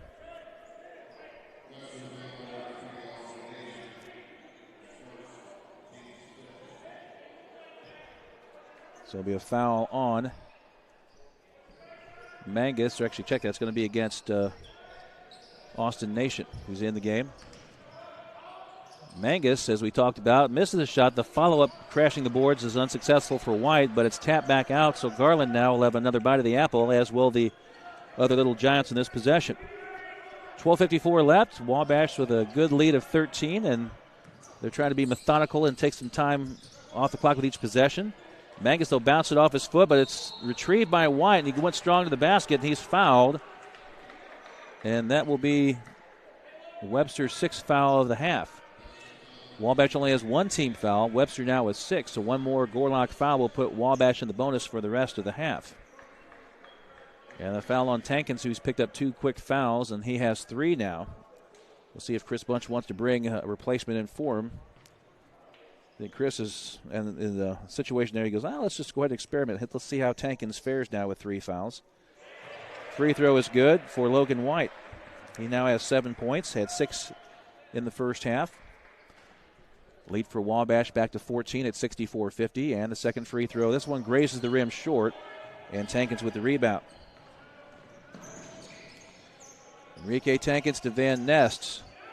Entry feed too strong for Wilcox to handle. It's off his shin, but he's able to somehow retrieve it and save the possession for the moment. Macias now. Van Nest. They'll try Nation on the right side. He's not open. Van Nest now a bounce to Tankins, trapped on the baseline. Nation from the corner, far side with a 3. It rolls out. Nation with the rebound. Kicks it out for Macias. It's on the way. Good.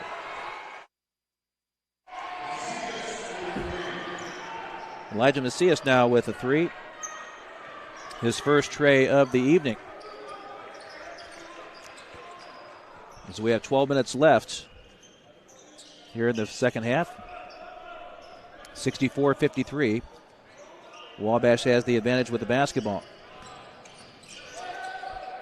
Mangus now. And the shot by Garland out. He's had his shooting woes continue. As that rimmed in and out, and so it'll be Webster trying to get a run started. And Macias now with a second tray. Elijah Macias now with 2 trays and 6 points. He's from San Antonio, Texas. One of the 11 freshmen.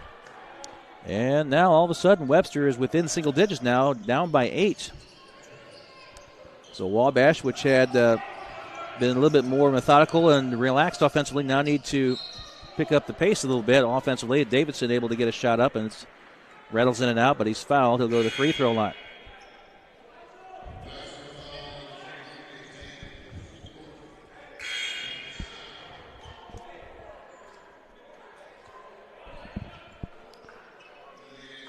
So Davidson will toe the free throw line. The foul's on Tankins, and he has 4 now, so Enrique will be brought out of the game. Head coach Chris Bunch telling him that, I know it's frustrating, but we need you out there on the floor. Can't afford to have a lot of fouls amassed very quickly. Davidson's first free throw on this trip is good. He has 18 points. Jack is 3 for 3 from the free throw line. And the second free throw for Davidson is also perfect. 19 points for Davidson. He had 19 last night, and Davidson still has 11 minutes in the second half to build upon today's total.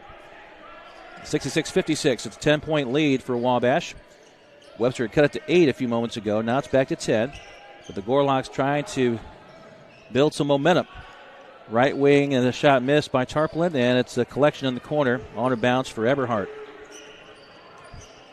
Davidson, the lob at the high post. Hallstrom beyond the free throw line to Ryan. Eberhardt, and a shorter man, Farrell on him, so let's see what happens here as Eberhardt muscles in. This shot partially tipped by a help defender by Webster, and Webster comes out with it.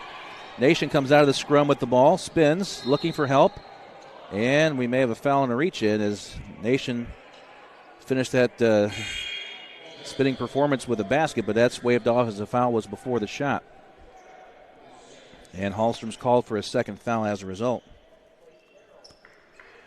10:28 left in the second half, getting close to the midway point of the second half. Jay Murray with you, along with Connor Astrike and Brian Youngberg. We thank you for joining us on the WashU Sports Network. 10-point lead for Wabash, and Webster still trying to chip away. Got the hammers and chisels out, trying to chip to get this lead cut down to size. Macias able to hit another three, and he was hitting that fading away with style. And Macias shouting after he made that trade, urging his Gorlocks to say, let's come on now, let's keep this comeback rolling. Webster's within 7 now. It's Wabash 66 and Webster 59 with 9:55 left, just past the midway point of the second half. So Wabash had been more methodical with their possessions, trying to take time off the clock, and now they got to get their rhythm back. Ryan muscles in. That's well short. No foul there as Farrell had the block. Farrell gets the return feed now. In the lane, the kick out for Macias. Launched and no good, and also a foul called. It's a charge as Colton Garland drew the charge, and the foul on Webster is going to be against Farrell. That'll be Blake's first, and that's 18 fouls now for Webster, and Wabash only has 2. Great job by Garland. He knows he's not shooting all that well the first 2 games of the season, but he's trying to contribute in other ways, and that time drew a charge to get the ball back for the Little Giants. Ronald Ryan trying to engineer the offense now for a moment.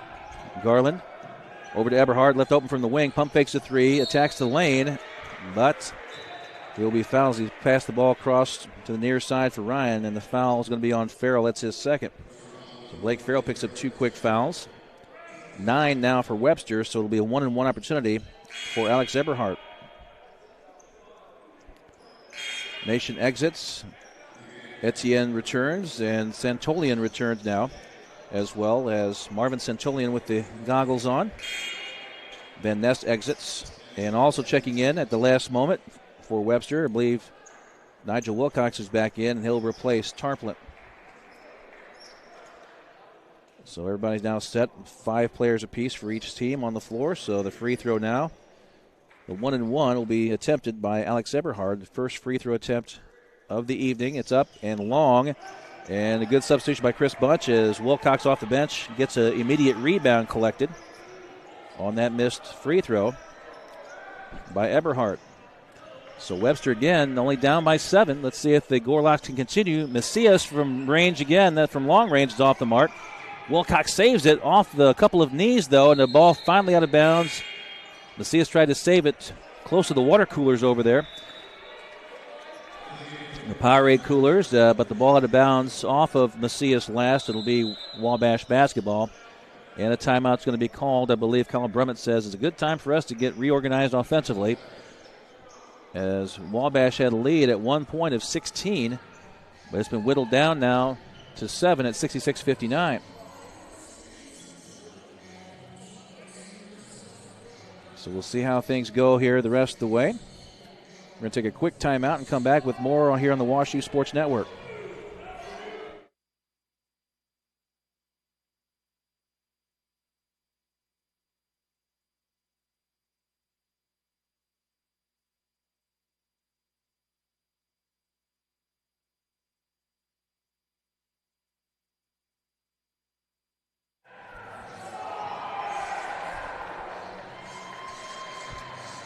Jay Murray, we're back with you, and again joined by Connor Astrike today behind the camera, and Brian Young, our producer.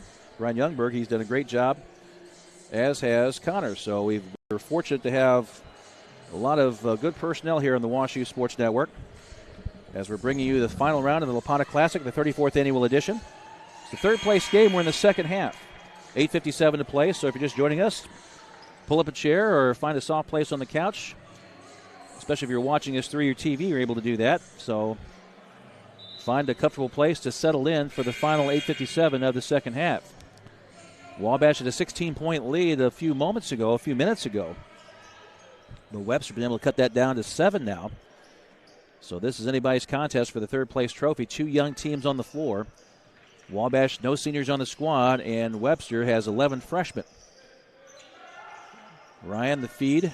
Oh, and Hallstrom tried to get set and launch a shot. In doing so, he dragged his pivot foot. He's called for the travel, and so Hallstrom turns the ball over. And it will be Webster basketball. So here we go. The Gorlocks now the golden opportunity to match their golden uniforms. A chance to get even closer than 7, which is the difference right now. Johnson in the lane, muscles, fades in now, count the basket, and it'll be a 3-point opportunity for Josh Johnson. Johnson's been looking for opportunities from beyond the arc. Those have not gone his way except for one, so he's taking his game inside the arc and inside the free throw line. A little runner in the lane with the right hand. And Johnson will have another free throw, and it's on the way, and it's good. So Johnson now, 3-point play the old-fashioned way. And with that 3-point shot, Webster's now crawled within 4 at 66-62. So Wabash now with some urgency. Pull-up jumper leaning in, and the shot is good for Garland. He leaned in just beyond the free throw line. Garland now with 9 points. The lead for Wabash back to 6 at 68-62. Crespo now on the left-hand dribble. Santolian. Etienne driving past Eberhard, and a foul on Eberhard. That'll be Wabash's 4th foul of the half.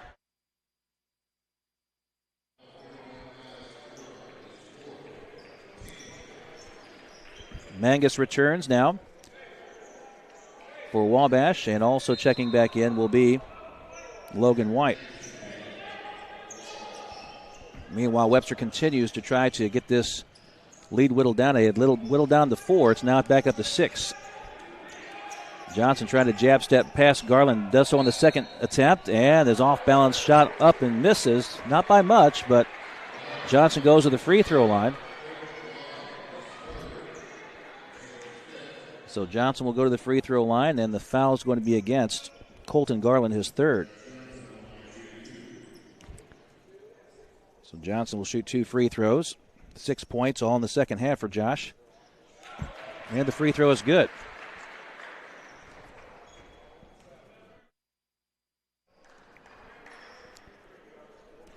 So Johnson with 7 points. The second free throw forthcoming for him is up. Good. Johnson now with 8 points. And contact on the inbounds made by Webster. It'll be Crespo that gets called for the foul there. So 68-64, so we're back down to a 4-point lead for Wabash. As Webster's done a nice job of battling back despite a lot of youth on the team. So now who's going to perform the best as we get close to the end game sequence? I call the last 5 minutes of each half, or actually the last 5 minutes of the second half is the stretch run. We're almost to that point as Davidson's first free throw is good. He has 20 points on the evening. So he should be a shoo-in to be on the Lopata Classic All-Tournament team. Second free throw also good. So 2 coolly made free throws by Davidson. He has 21 points and lead back to 6 now for Wabash at 70-64. And now Wabash comes out a little bit of zone pressure. Centurion able to bring it across to handle it for Webster. Crespo, a long right wing 3. It's good. Christian Crespo shot the ball, and you can see Chris Bunch saying, boy, if he doesn't make that, he might have to come out of the game. But Crespo made that long NBA range 3 that gives Webster a chance to pull within 3. So Crespo trying to follow Webster's comeback here, and that shot is missed, and Wilcox with the rebound. So now Webster can tie with a 3. In transition, the layup is good for Santolian, and Santolian now with his first 2 points. And now Webster trails by only a point at 70-69. So the Wabash lead, which at one point was 16, has been whittled down to a point, and almost a steal there as Crespo able to knock it away. So Josh Johnson's energized this comeback, and now Christian Crespo has pulled Webster within a point. So Wabash now under big pressure to try to get the offense reestablished. Oh, great drive, and then a better block out of bounds as Garland was driving down the lane, and Etienne met him at the summit and swatted it away. Wabash will inbound. The Little Giants still with the basketball. On the inbounds, Mangus has an open three, and it's good. Oh, Mangus made Webster's lazy defense pay for that. Mangus now with 7 points, his first tray of the evening. It's a big one. It gives Wabash a 4-point lead at 73-69. Santolian inside the arc. It rattles home, so Marvin Santolian now with 2 baskets in successive possessions. And again, Webster down by 2. Pressure on Wabash to continue to produce offensively. On each possession now, we're at 6:09 to play in the second half.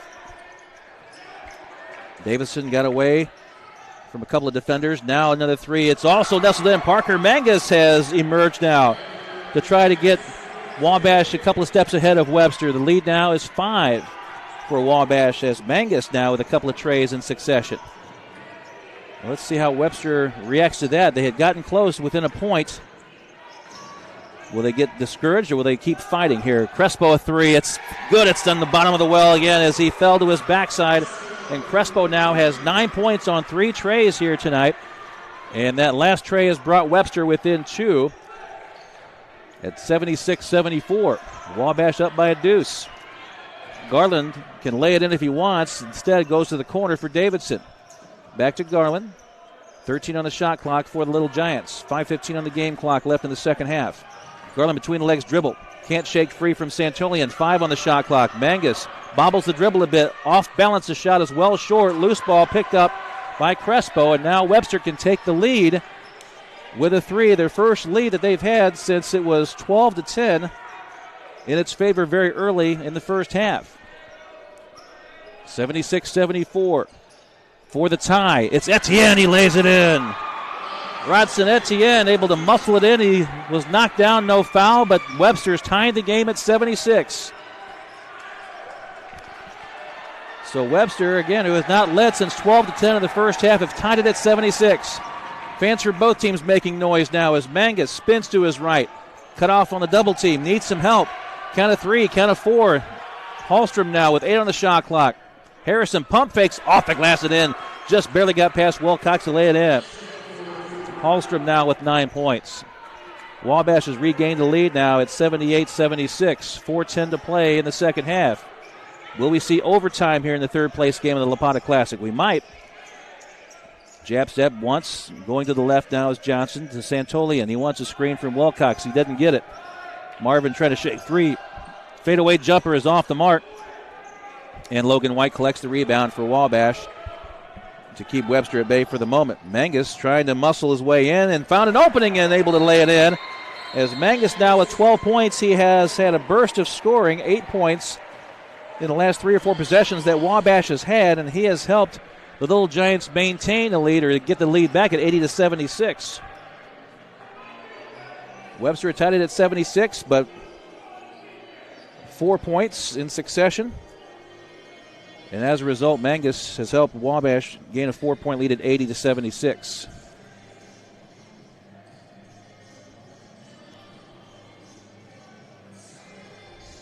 Well, during a timeout, let's see if we got a couple of highlights here that we could show you. Going to get Brian Youngberg on here, and he'll do the selecting here. And Webster, Brian's made an impressive comeback, and I know Josh Johnson and also Crespo has been instrumental in that comeback. They have, and the first highlight here we're going to show you is Webster's goes ahead. This bucket will tie it up at 76. All right, the nice feed on the entry. And the shot is good inside. Etienne able to, again, he's very versatile, can go outside from the perimeter and then inside. If we can squeeze one more in, we might be able to do that before teams get back to action. So again, that was Webster's Etienne that tied the game on that tough shot inside.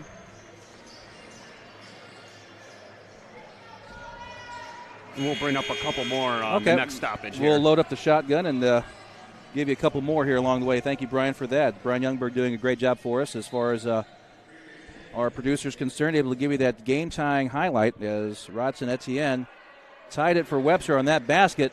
Wabash has been able to crawl back ahead at 80-76. Tremendous ending brewing here to this third-place game. 3:35 left in the second half. Tankins is back in, trying to drive left lane, cut off nicely by Mangus. Johnson trying to operate off the dribble. He's being shadowed by Garland. Pull-up jumper from beyond the arc is good. Josh Johnson able to pull up and nail a sweet jumper from the outside. Johnson with 11 second-half points, and along with that, 2 trays. And he's brought Webster back within a point at 80-79. Great resilience and resolve by the Gorlocks. 11 freshmen on the squad, but you wouldn't know it by watching them play, at least in the second half. Swooping in is Garland, and he almost got that one to fall, but he is fouled by Wilcox. And for Wilcox, let's see, he has, I think, now his third foul, so it's first foul of the second half. But Wabash led at halftime, 51-42, and the lead grew to as many as 16 points. Webster has come back and made Wabash sweat mightily here to try to escape with a victory here this afternoon. Garland's first free throw is good. He has 10 points, and Wabash has 2 free throws down for Garland. He has 11 points, and now Wabash has a slim 3-point lead at 82-79. Johnson lets the ball roll to save some time, picks it up at midcourt. 3 minutes left in the second half. Anybody's ball game for the third-place trophy as Webster has the ball down by 3.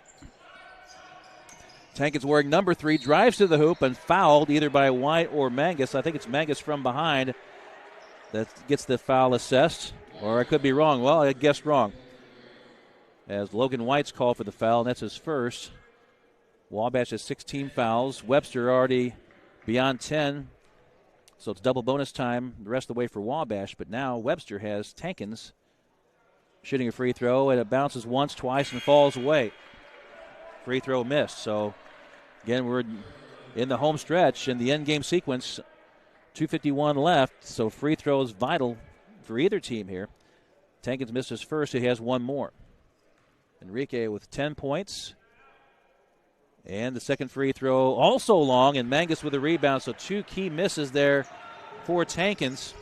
And that gives Wabash a 3-point lead still, and the Little Giants ready to add to it here. Tapped away from Hallstrom, but it's retrieved by Davidson. Left-hand dribble now goes to his right hand. To the free throw line. Kick out for Garland. And the long 3 is up, and it's off the mark. A little long. And a rebound for Etienne. He'll bounce it over to Johnson, and Josh will handle it. So now Webster can tie with a 3. 2:23 left. Webster fans here making some noise. Wabash fans chewing their fingernails down to the quick. Crespo on right wing. Johnson for the tie. It's on the way. Good. Josh Johnson may well have a blindfold on. That's how hot he has been as of late. Johnson's tray. He has 14 points now, and the game is tied again at 82. Second time in the second half that this game has been tied by Webster, who again was down by 16 at one point. Davidson bounced it off his foot, retrieved for the moment by Garland. But Johnson has 14 second half points. And that's his point total all told. And the game is tied to this point. Eberhard, a tough pass that Hallstrom can't handle. With a steal, Tankins stumbles, bumped, and later fouled. And Garland's going to pick up the foul from behind. That will be the 7th team foul for Wabash, so we're going to shoot 1-and-1 free throws as Webster now has a chance to gain its first lead since very early in the first half, in which they led 12-10. Garland now has 4 fouls to worry about. 1:38 left in the second half. Tankins to the free throw line for a 1-and-1 that can tie the game and actually give Webster the lead, and it crawls in, and Webster now has a 1-point lead. Tankins now with 11 points. Makes up for those 2 free throws that he missed a few moments ago. It makes the first and gets the bonus.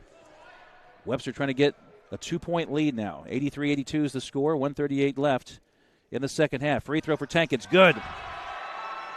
Enrique Tankins now with 12 points, and now Wabash down by a deuce with 1:35 left. Every possession now critical for both teams.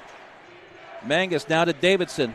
Davidson's been rather quiet as of late. He has 21 points for the game. Garland squares and shoots, and the 3 is long. Rebound, Mangus controls it. Try to get the ball bounced to Eberhard. He does. Shot blocked by Wilcox, and Nigel commits the foul, and Nigel says, oh, I can't believe that.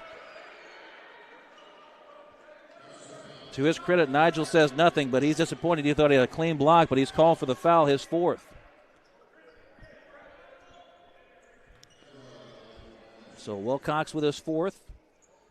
And that gives Eberhard a chance to go to the free throw line and tie the game with a couple of free throws. Double bonus for Eberhard.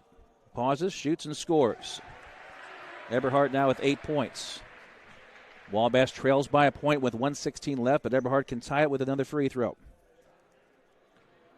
Davidson retying his shoe as Eberhard goes to the free throw line for one more attempt to tie the game. Free throw good. Eberhard has tied the game. 2 Cooley made free throws under pressure. So the game is tied at 84 now with 1:16 left in the second half. Both teams are young, but they're both playing like more seasoned veterans here. Who's going to end up winning the final 1:16 as we're tied at 84? Ball rolling and finally picked up by Crespo in his front court to save time. Josh Johnson, who has all 14 points in the second half, yoing the ball, looking for another opportunity. Keeps the dribble alive with his right hand. Goes to his left. The feed inside for Etienne. A double team, a block by Hallstrom, but also Hallstrom's called for a foul. And that will put Etienne at the free throw line to try to put Webster back ahead with 1:02 left in the second half. We're tied at 84. And the foul on Garland, that's his fifth, so Colton Garland is fouled out for Wabash. So if there's any overtime, they'll be without one of their top 3-point shooters.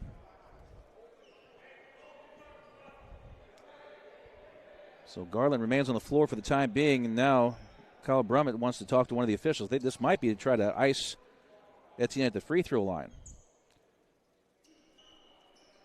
Brummett not happy about having to replace Garland for obvious reasons. But a lot of this also is trying to stop the Webster momentum here by taking his time, and then he issues a pass into the game for Eberhard, and White will be checking out, and Ronald Ryan will replace Garland in the lineup at the guard position. All right, here we go. Etienne, first free throw, rims in and out, no good. Well, maybe Mr. Brummett had the right idea there by putting a stop to the game for the moment, and then Etienne misses the first free throw of 2. Still tied at 84. Etienne's second free throw, also no good. We're still tied, and Hallstrom with a big rebound for the Little Giants. Under a minute to play now, tied at 84. Ryan out to Hallstrom beyond the top of the arc. Mangus on a wing. Davidson wide open for a 3 for the lead. It's short. Rebound long, and it goes to Crespo for Webster. Tied at 84 now with 46 seconds left. Differential of game and shot clock of 18 seconds. Etienne from the corner. Looking probably for Johnson to try to see if he's open. That might be the first option. But Johnson now shadowed by a double team. 32 seconds left in the game, or at least in the second half, and 11 on the shot clock.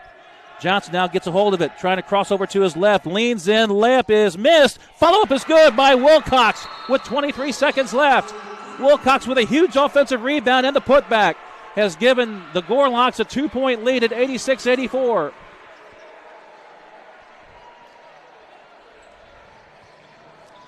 So a timeout is called, 23 seconds left. The shot clock will be off. And, Brian, what do you have for us?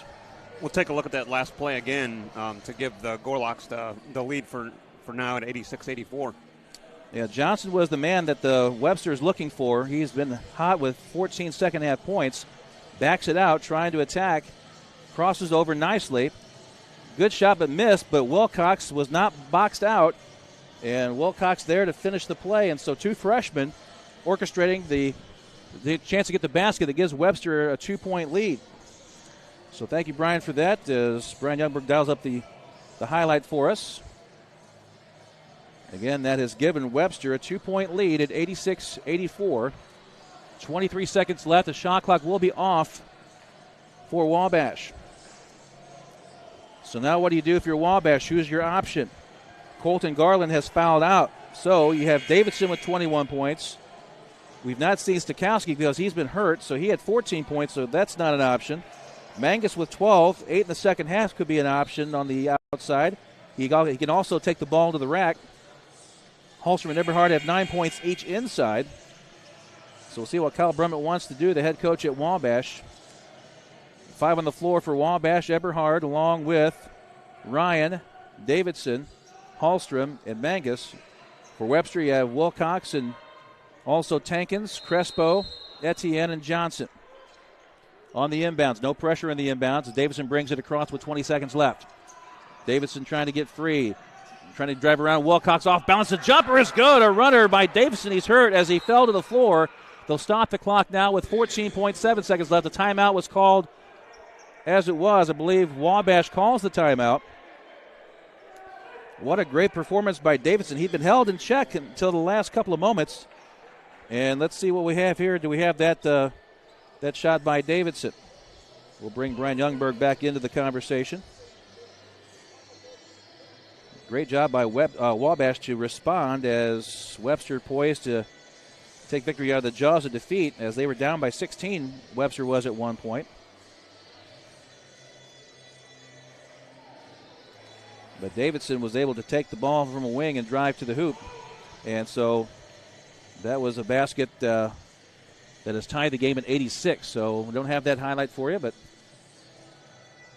it was tremendous by Davidson, who has 23 points here this afternoon. So he should be a shoo-in for the all-tournament team as Wabash benefited from Davidson yesterday in his first collegiate game. Davidson, a freshman, had 19 points yesterday, and he follows it up with 23 here today.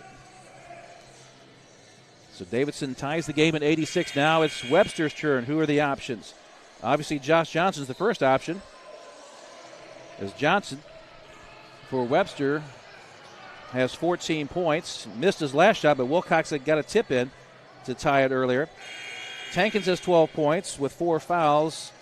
Crespo has 3 trays and 9 points. Macias with 3. So let's see who will get the ball here, as now Wabash picking up some pressure in the backcourt for the moment. Then it's called off as Johnson brings it across. 9 seconds to play with 8. Tied at 86 with 6 seconds now. Johnson yo-yos with 5, with 4, trying to take the last shot.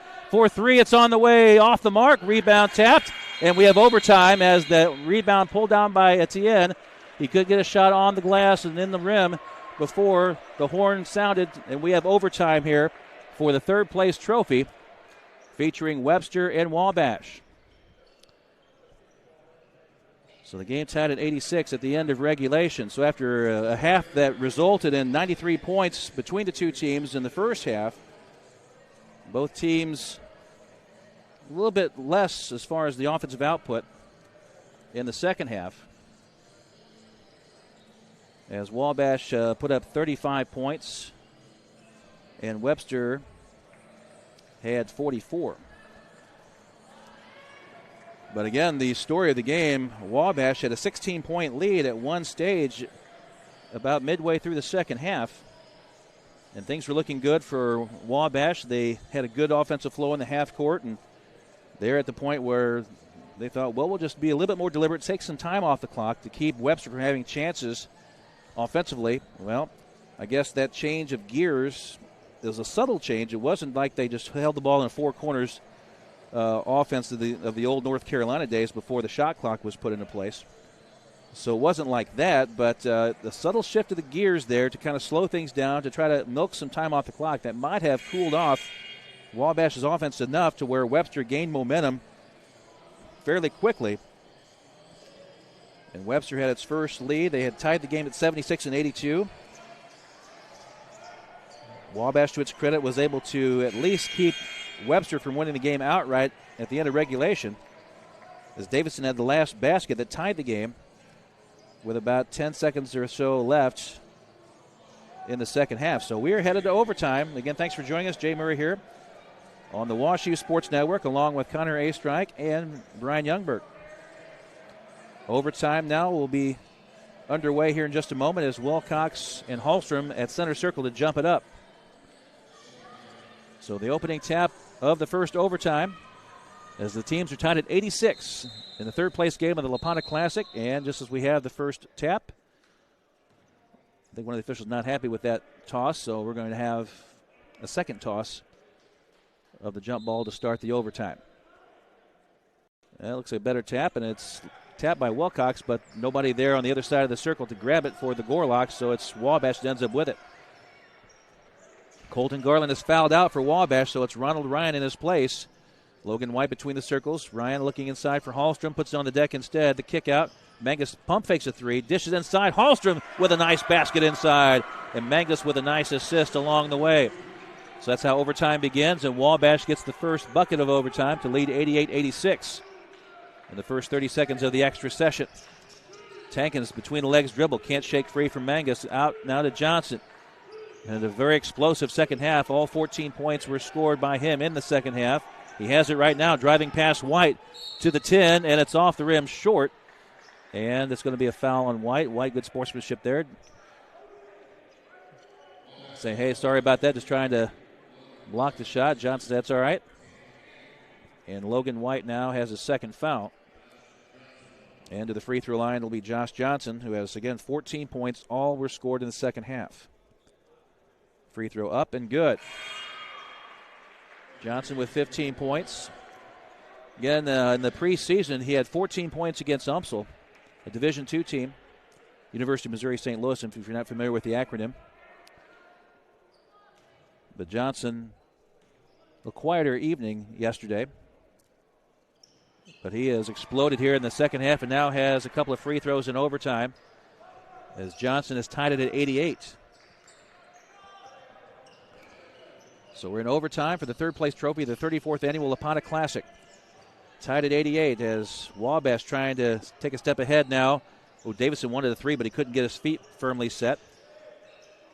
So Ryan instead goes to Hallstrom. Baby hook long off the back iron. Harrison with his own rebound, one-handed, and a shot blocked. And it's going to be a jump ball as Wilcox able to force the jump ball without committing a foul. Good job by Nigel there to block the shot and force a jump ball. And now Webster can reclaim a lead here. The game is tied at 88 with 3:50 to play in overtime.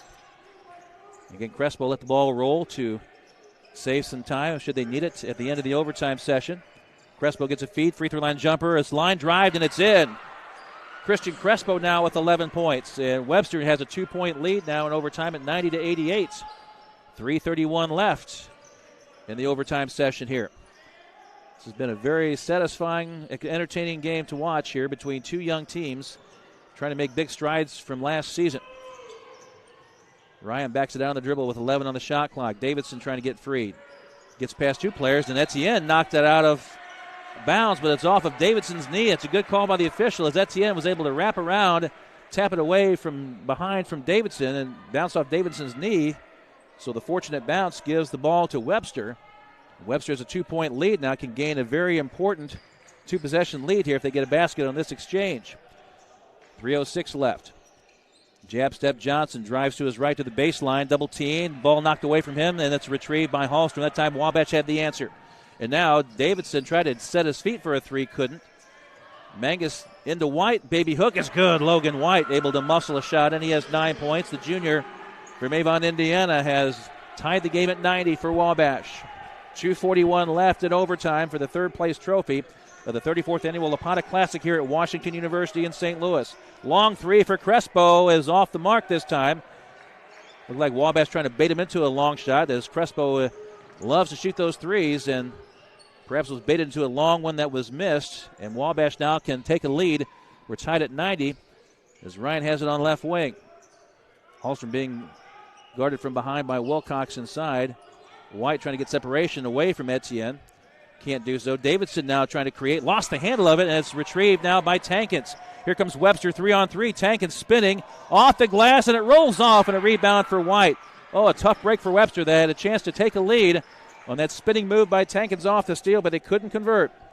1:54 left in overtime.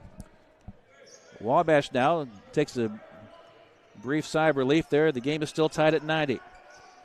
13 on the shot clock on this possession for the Little Giants. Mangus open for a three over a screen. It rolls off. Rebound. Hallstrom one-handed. Tapped it but couldn't control it. And Webster does control with Tankins. So now 1:33 left.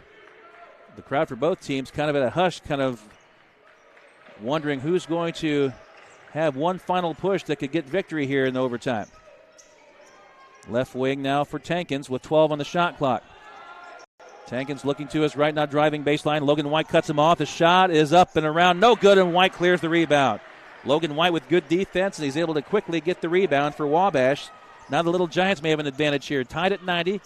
Davidson cuts into the lane, and he can't get that one to fall. The wrong English on the ball. Meanwhile, Tankins gets tangled up with Hallstrom. Both players go to the floor, and the foul is going to go against the Webster player, Tankins, and if that's the case, Tankins is fouled out. Let's see who the foul's assessed against. Or was there a foul, or was there just simply the ball out of bounds or a jump ball? No foul, apparently. So Wabash, the arrow pointing its way, so it must have been a jump ball. The Little Giants have it. On the inbounds, Davidson floats a pass out front. Eberhard hands off down to Mangus. 58 seconds to play in overtime. We are tied at 90. Wabash and Webster doing battle. Eberhard to the blocks, trying to muscle his way in. Can't. He's trapped. Needs help. Spins out and out to Davidson. Can't trigger a shot. Ryan, a couple of bounces. Now back to Davidson. 13 on the shot clock. 42 seconds on the game clock. We're in overtime in the final seconds. Davidson now. 6 on the shot clock for Mangus. Driving hard to the hoop. Right baseline. Finger roll. No. White tried to tip it in. Couldn't. And the ball out of bounds. Touched last by White. And Webster has it with 31 seconds left. So, in essence, Webster can take it down to the final second before the shot clock elapses, and they have a chance to have one last possession of the overtime to get a victory. And a timeout called. And we'll keep it right here as Kyle Brummett wants to call a timeout. So, with 31 seconds left in overtime, Wabash had a couple of chances there. Mangus had an open baseline to start with, but it closed quickly under the basket. He just couldn't get that layup to fall in for him. And as a result, Webster now has the ball. 31 seconds in the game clock. There will be 30 seconds on the shot clock. So, in essence, again, Webster can take this down all the way to the final second and try to win the game on this possession. So we'll see if that is the case. We are tied at 90. Again, to recap things, Wabash had a 9-point lead at halftime, 51-42, in a high-scoring affair in which Wabash shot 56% in the first half and 62% from three-point range. Wabash was 10 for 16 from beyond the arc in the first half. But both teams have played better defensively in the second half. Wabash had a 16-point lead. It was whittled down by Webster. Webster had a brief lead in the second half, a couple of tie situations. Davidson tied the game for Wabash on a runner from right wing that tied the game at 86 to end regulation. Webster had a chance to get one last shot to win it before overtime, could not convert. So here we are now with 31 seconds left in overtime. Webster will have the basketball. Chris Bunch with some last instructions as the teams break the huddle. Webster has to go the length of the floor. And looks like Ronald Ryan will try to put some pressure on the inbounds as Johnson will inbound the ball. He'll trigger it in. Well, instead, now it's going to be Tankins that will trigger it. Full court pressure now applied by Wabash to make it more difficult, at least at the outset, for Webster. The inbound is into Johnson, and now Wabash retreats in the half-court defense. 26 seconds left in overtime. We're tied at 90. Johnson's the man to handle the ball. He has 16 points. All those were scored in the second half and in this overtime combined. 15 seconds left. Johnson still yo-yos the basketball, trying to get a screen from Etienne. He gets a screen, but Mangus fights through it, but in the attempt to steal it, bumps the shoulder of Johnson. He's called for the foul. Both teams now beyond the 10-foul limit, so it's double bonus time. 2 free throws now for Johnson to give Webster the lead with 10.2 seconds left in overtime. Mangus' second foul. But it's all on the shoulders of Josh Johnson, one of the 11. Actually, he's a sophomore from St. Louis, so he has a year ahead of the 11 freshmen. But he's still a very young player. The pressure on him now. With 10 seconds left and change, 2 free throws. First one on the way is up and good, and Webster has a 1-point lead. Johnson now with 17 points. He's made all 6 free throws tonight, and a timeout called as Wabash calls the timeout. Kyle Brummett trying to see if he can ice Johnson on the second attempt. As Webster now has inched out in front, 91-90 with 10.2 seconds left in the second half. What a great game we've had here to start our final night of the Lopata Classic 34th annual edition. The championship game, if it's as good as this third place game, is going to be a dandy because Wash U and Tufts are both nationally ranked in the top 10. Tufts ranked number 6, WashU at number 9. Those two teams will battle for the Lopata Classic Championship Trophy in a little bit. That was scheduled to start at 7 o'clock. We may start a little bit later because of the overtime session that we've had in this third-place game, but the Lopata Classic never fails to satisfy with regards to exciting basketball in both evenings, and certainly we've had a great evening shaping up here, and we hope it continues into the second game that we have here on the WashU Sports Network. Webster has a 1-point lead in overtime. One more free throw coming for Josh Johnson, who has 17 points, 14 in the second half, 3 in the overtime. He was held scoreless in the first half, but he has come up aces here for Webster in the second half and in overtime. He has a chance to give Webster a 2-point lead with a free throw. And then it's up to Wabash to scamper back to try to either tie or win the game on the other end. But right now it's all about Josh Johnson and see if he can give Webster a 2-point lead. 10.2 seconds left. One more free throw for Johnson. He takes a deep breath, dribbles the basketball once, eyes the rim, shoots the free throw, and it rolls in. So Johnson now with 18 points. And a timeout will be called. I believe Webster may call that. No, it's Wabash who took the timeout. I was thinking that Webster probably didn't want a timeout there, but I was looking to see where the official was going to point, and it was Wabash who took a timeout, so Kyle Brummett wants another skull session here, another meeting of the minds here to see if they can come up with a way to either A, tie the game and force a second overtime, or get a game-winning 3 here in the final 10.2 seconds of overtime. And again, for Wabash, Colton Garland is not an option. He fouled out at the end of regulation. Jack Davidson is certainly an option with 23 points, but you can bet that Webster's going to shadow him on a double team. So maybe someone else besides Davidson. Mangus may be an option, or I don't know if they'll get the ball inside to either White or Hallstrom. Let's see how Wabash fares now. 10.2 seconds left in overtime. Webster with a 2-point lead. Wabash needs 2 to tie, 3 to win. Eberhard inbounds to her running Davidson. Brings it across near side with 7 seconds. With 6, Davidson attacks the lane.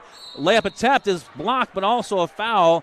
Davidson with good quickness there was able to get into the lane seemingly before Webster could set their defense, and Wilcox was forced to foul, or was it Tankins? And that's Tankins' 5th foul, so Enrique will foul out of the game. And meanwhile, Davidson will go to the free throw line with 4.6 seconds left. He needs 2 free throws to retie the game and perhaps force a second overtime.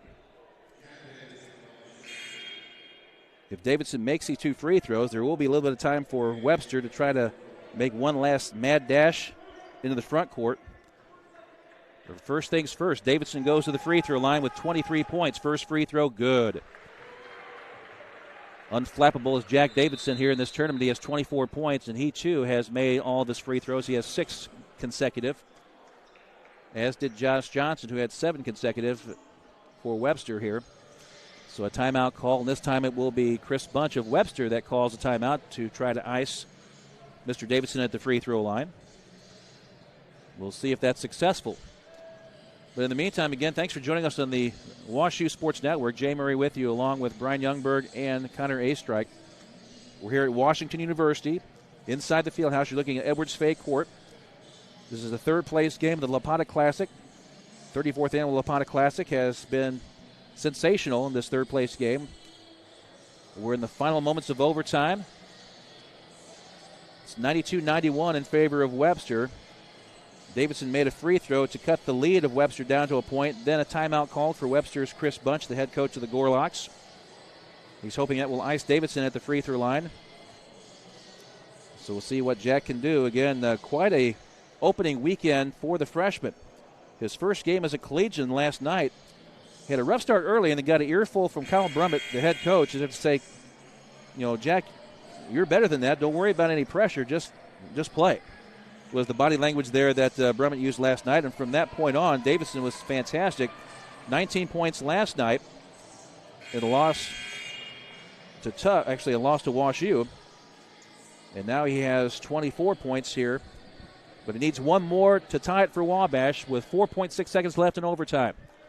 Davidson for the tie. Free throw up. And rattles out, no good. Rebound, Etienne to his backside. Foul with 2.9 seconds left. So Chris Bunch, with that timeout, may have frozen Davidson ever so slightly. The rebound off the miss to Etienne. He'll go to the free throw line, and Webster with a 1-point lead, trying to get 2 free throws to give the Gorloks a 3-point lead with 2.9 seconds left in overtime.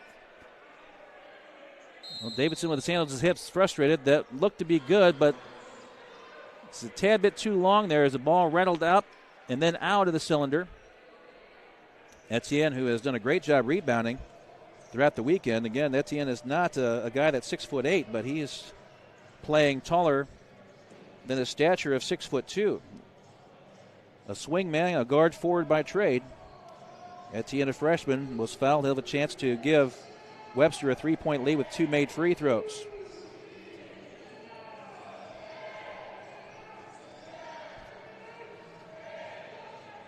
So a good crowd here at the WashU Fieldhouse. WashU is set to play Tufts in a battle of top 10 teams, but they may have to wait a little longer here. Webster's ahead 92-91. Etienne will have a couple of free throws coming with 2.9 seconds left in overtime.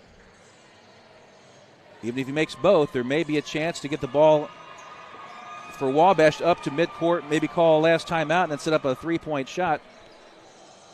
But we'll see, first of all, what happens here with Rodson Etienne, a freshman from West Palm Beach, Florida.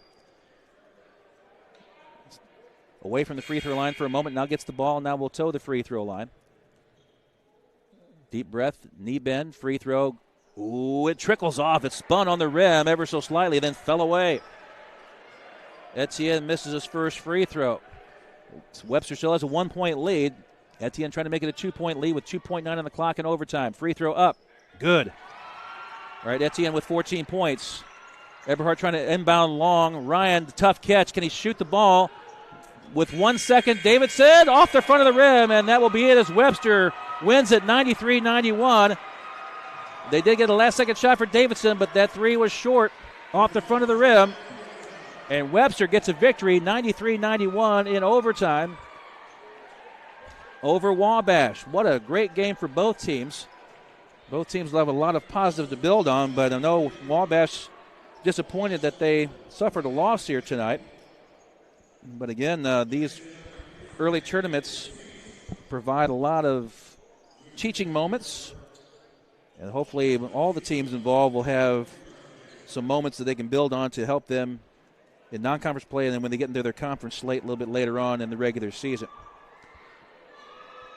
But for Webster, what a win for the Gorloks. They came in, again, with a 14-12 record from last year, but they lost their top 8 scorers to graduation.